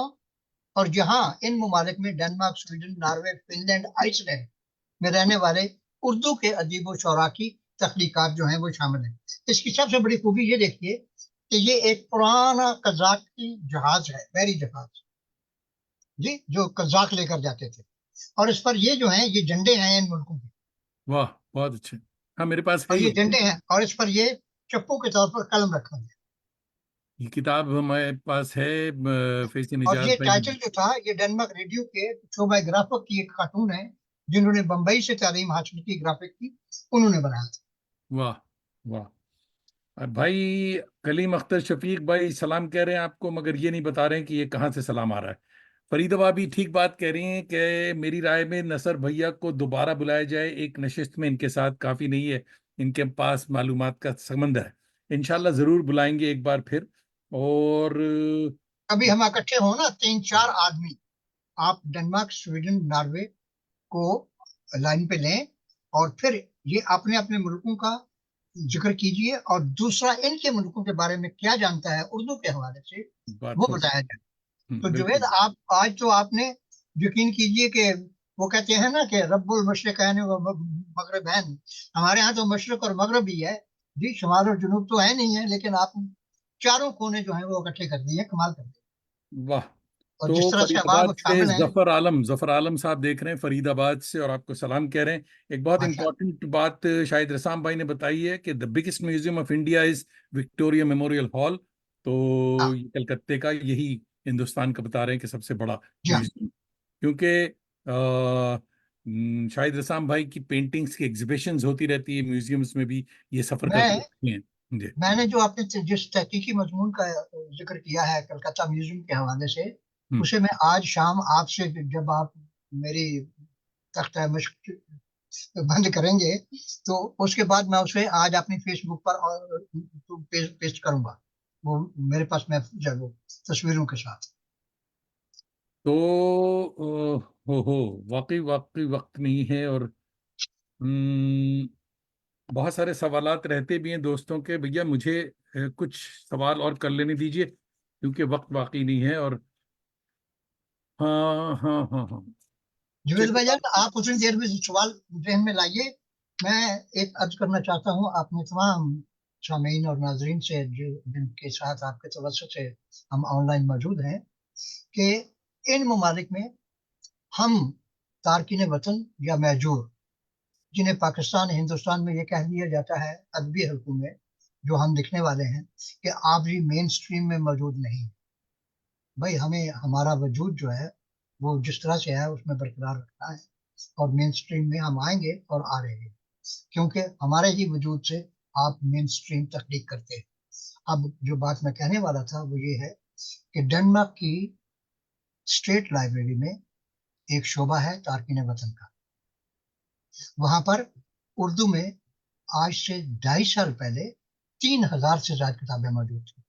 वाह। और सिर्फ यही नहीं, वहां पर पश्तो, पंजाबी, जिसे गुरमुखी हम कहते हैं, वो, तामिल और पश्तो का जिक्र मैंने कर दिया। इनकी किताबें भी वहां पर मौजूद थी। और सिर्फ यही नहीं, वहां पर इनके ड्रामे और इनके ऑडियो कैसेट्स वो भी मौजूद हैं। और जिसे हम साउंड बुक्स कहते हैं, वो भी साउंड। अब बन रही है, वो भी तैयारी है। तो फिर दूसरा ये है कि अगर डेनमार्क में आपको कोई उर्दू की किताब चाहिए, तो आप अपनी मुकामी लाइब्रेरी से जाकर पूछिए, अगर है तो मिल जाएगी, अगर नहीं ये स्टेट लाइब्रेरी की जो किताबें हैं, ये पूरा महीना गर्दिश में रहती हैं, पूरे मुल्क की लाइब्रेरियों में 10-10, 15-15 दिन रहती हैं, फिर आगे चलती जाती है, ये गर्दिश यहाँ में भी रहती कनाडा में भी यही सिस्टम है। हाँ, लेकिन अगर कोई किताब मौजूद नहीं है तो आप मंगा कर किताब देते का नाम दीजिए, मुसन्निफ का नाम दीजिए, और अगर मुमकिन हो तो पब्लिशर का नाम दीजिए। लाजिम है कि वो किताब 15 या ज्यादा से ज्यादा 1 माह के अंदर आपको मुहैया की जाए, हैं। हाँ और बिल्कुल। आपको लाइब्रेरी की तरफ से एक खत आ जाएगा कि आपकी मतलूबा किताब आ गई है, आके ले जाए। ले जाइए ये यू। हाल है यहाँ दोस्त, यहाँ इल्म दोस्ती का, और खुद आगाही का, और अपने आप को दूसरों के तहजीब फिक्र से आशना रखने का तरीका। वाह, यही सिस्टम कनाडा का भी है, यही बिल्कुल बहुत अच्छा है। मेरे ख्याल में सारे वेस्ट का यही जी सिलसिला हाँ। है। हमारे दोस्त अनवारुल हक भाई देख रहे हैं दिल्ली से, आपको सलाम कह रहे हैं। और वालेकुम अस्सलाम। जनाब हमारे डॉक्टर आसिफ मॉरिशस से फरमा रहे हैं, according to Google biggest museum in India is Indian museum in Kolkata. भाई वाह, बहुत हाँ। बहुत अच्छे बच्चे। और ये भी कह रहे हैं कि Indian museum is also biggest in Asia. जी साहब, वाह, या ये बहुत अच्छी बात। तो जनाब दोस्तों, ये आज माजरत में करता चलूं कि हो सकता है कि नसर मलिक भाई की समंदरी इंफॉर्मेशन के चक्कर में बहुत सारे सवालात छूटे हों। उसकी दो वजूहत है, एक तो ये कि बहुत सारे सवाल भी आ रहे थे, दूसरे ये कि मैं खुद इतने मुनहमिक था जवाब सुनने में कि वो छूट गए हों, तो माफ़ कीजिएगा। अगले हफ्ते हम फिर आपको इंक्लूड करेंगे। तो ख़त्म करने से पहले कुछ ज़्यादा बातें, कुछ पर्सनल बातें भी हो जाएं कि हुजूर वाला, स्ट्रेस यानी कामयाबी, सक्सेस यानी कामयाबी आपके नज़दीक क्या है? खुद को आप कामयाब तस्वुर करते हैं? मैं खुद को अभी तक एक राहरोह की तरह सफर में समझता हूँ, वाह, और जहां तक जो काम मैंने किया है, मैं उससे मुतमिन हूँ। बहुत और अच्छा। अगर इस मेरे मुतमिन होने को आप मेरी कामयाबी तस्वर करते हैं, तो मैं आपका बहुत मशहूर हूँ। लेकिन इस सारी कामयाबी और इस सारे सफर में मेरी हम सफर जो है, उसे नहीं भूलिएगा। वाह, बिल्कुल। यकीन कीजिएगा कि कई कई मौकों पर मेरा ये हाल होता था, जिन दिन मैं सिगरेट पिया करता था, कि मैं सिगरेट के 2 पैकेट पी जाता था, आपने कहा कि जाती बातें भी हो जाए, और फिर जंगल में चक्कर लगाने के लिए चला जाता था कि मेरे घर के नजदीक जंगल है, ताकि मेरी सोच जो है वो ठीक आ जाए।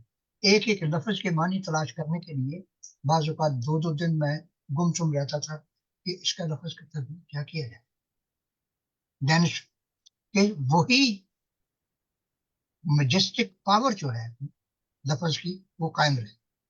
वाह, तो ये ऐसे कई इशारों से मुझे हुमा ने बड़ी आसानी के साथ बाहर निकाला कि ये लो। वंडरफुल।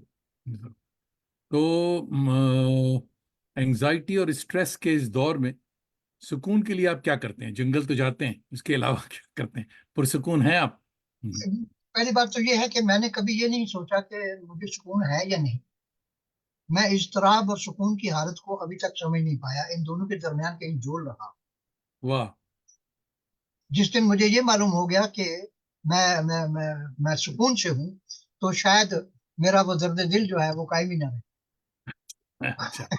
बहुत अच्छा। वो एहसास ही ना रहे। तो ये जो इत्मीनान है, ये इसलिए तो बड़ा खुशकुन है कि कोई वो दुनियावी मसला नहीं है।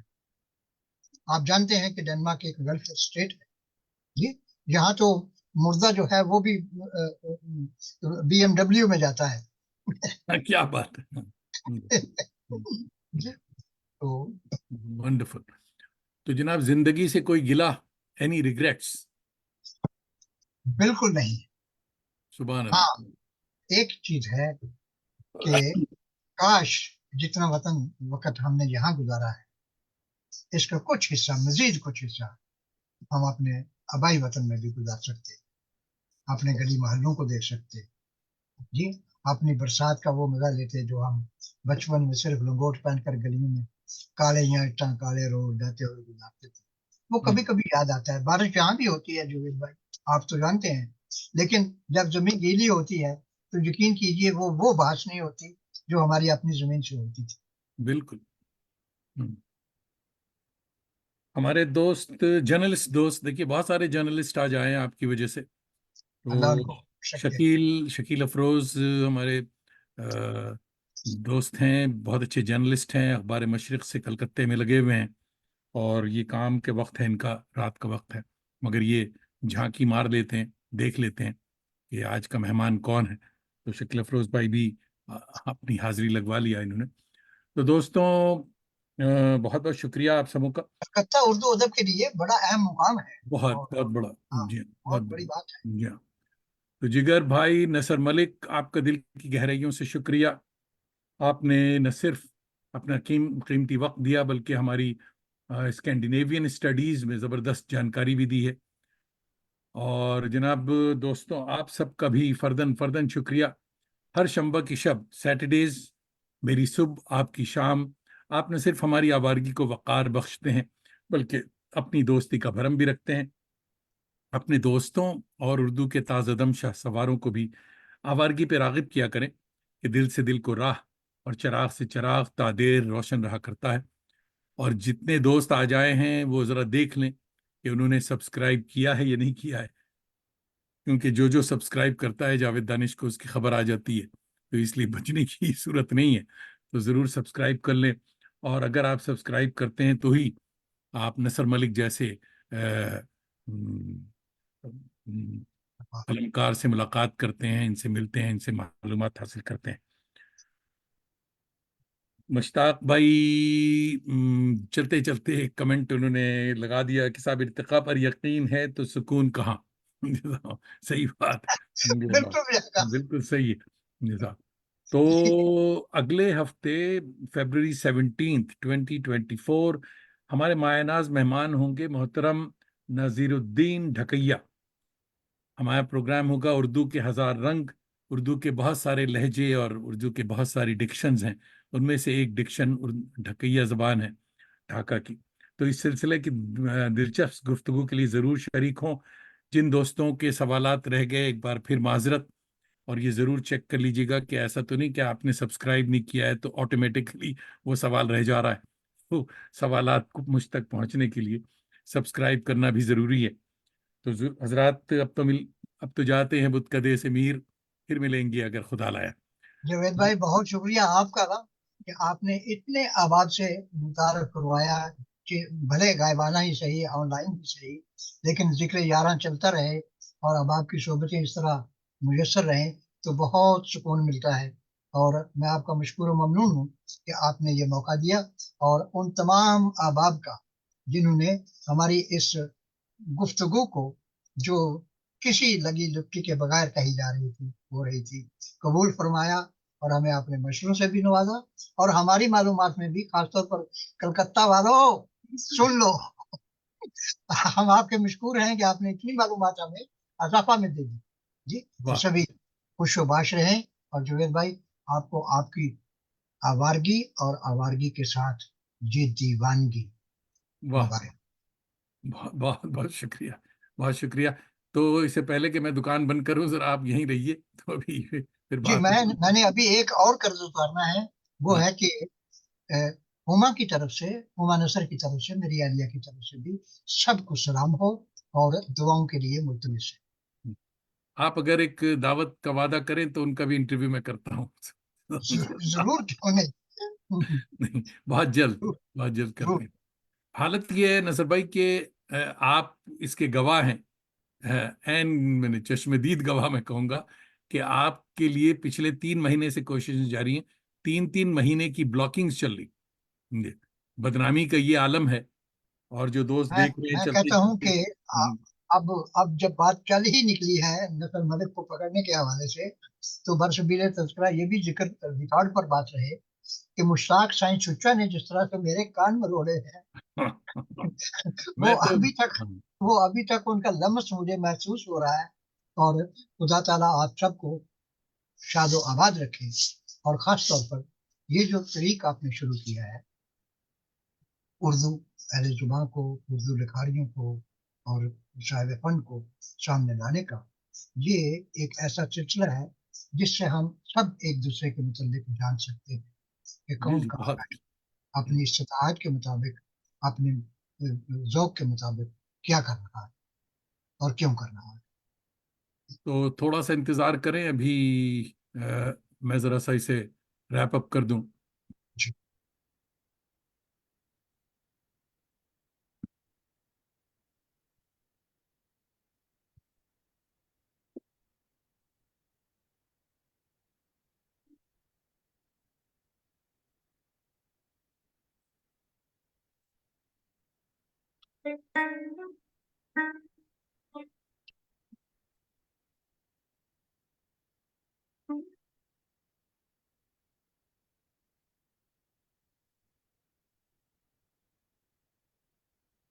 दोस्तों, नवाजिश करम, खुशबाश।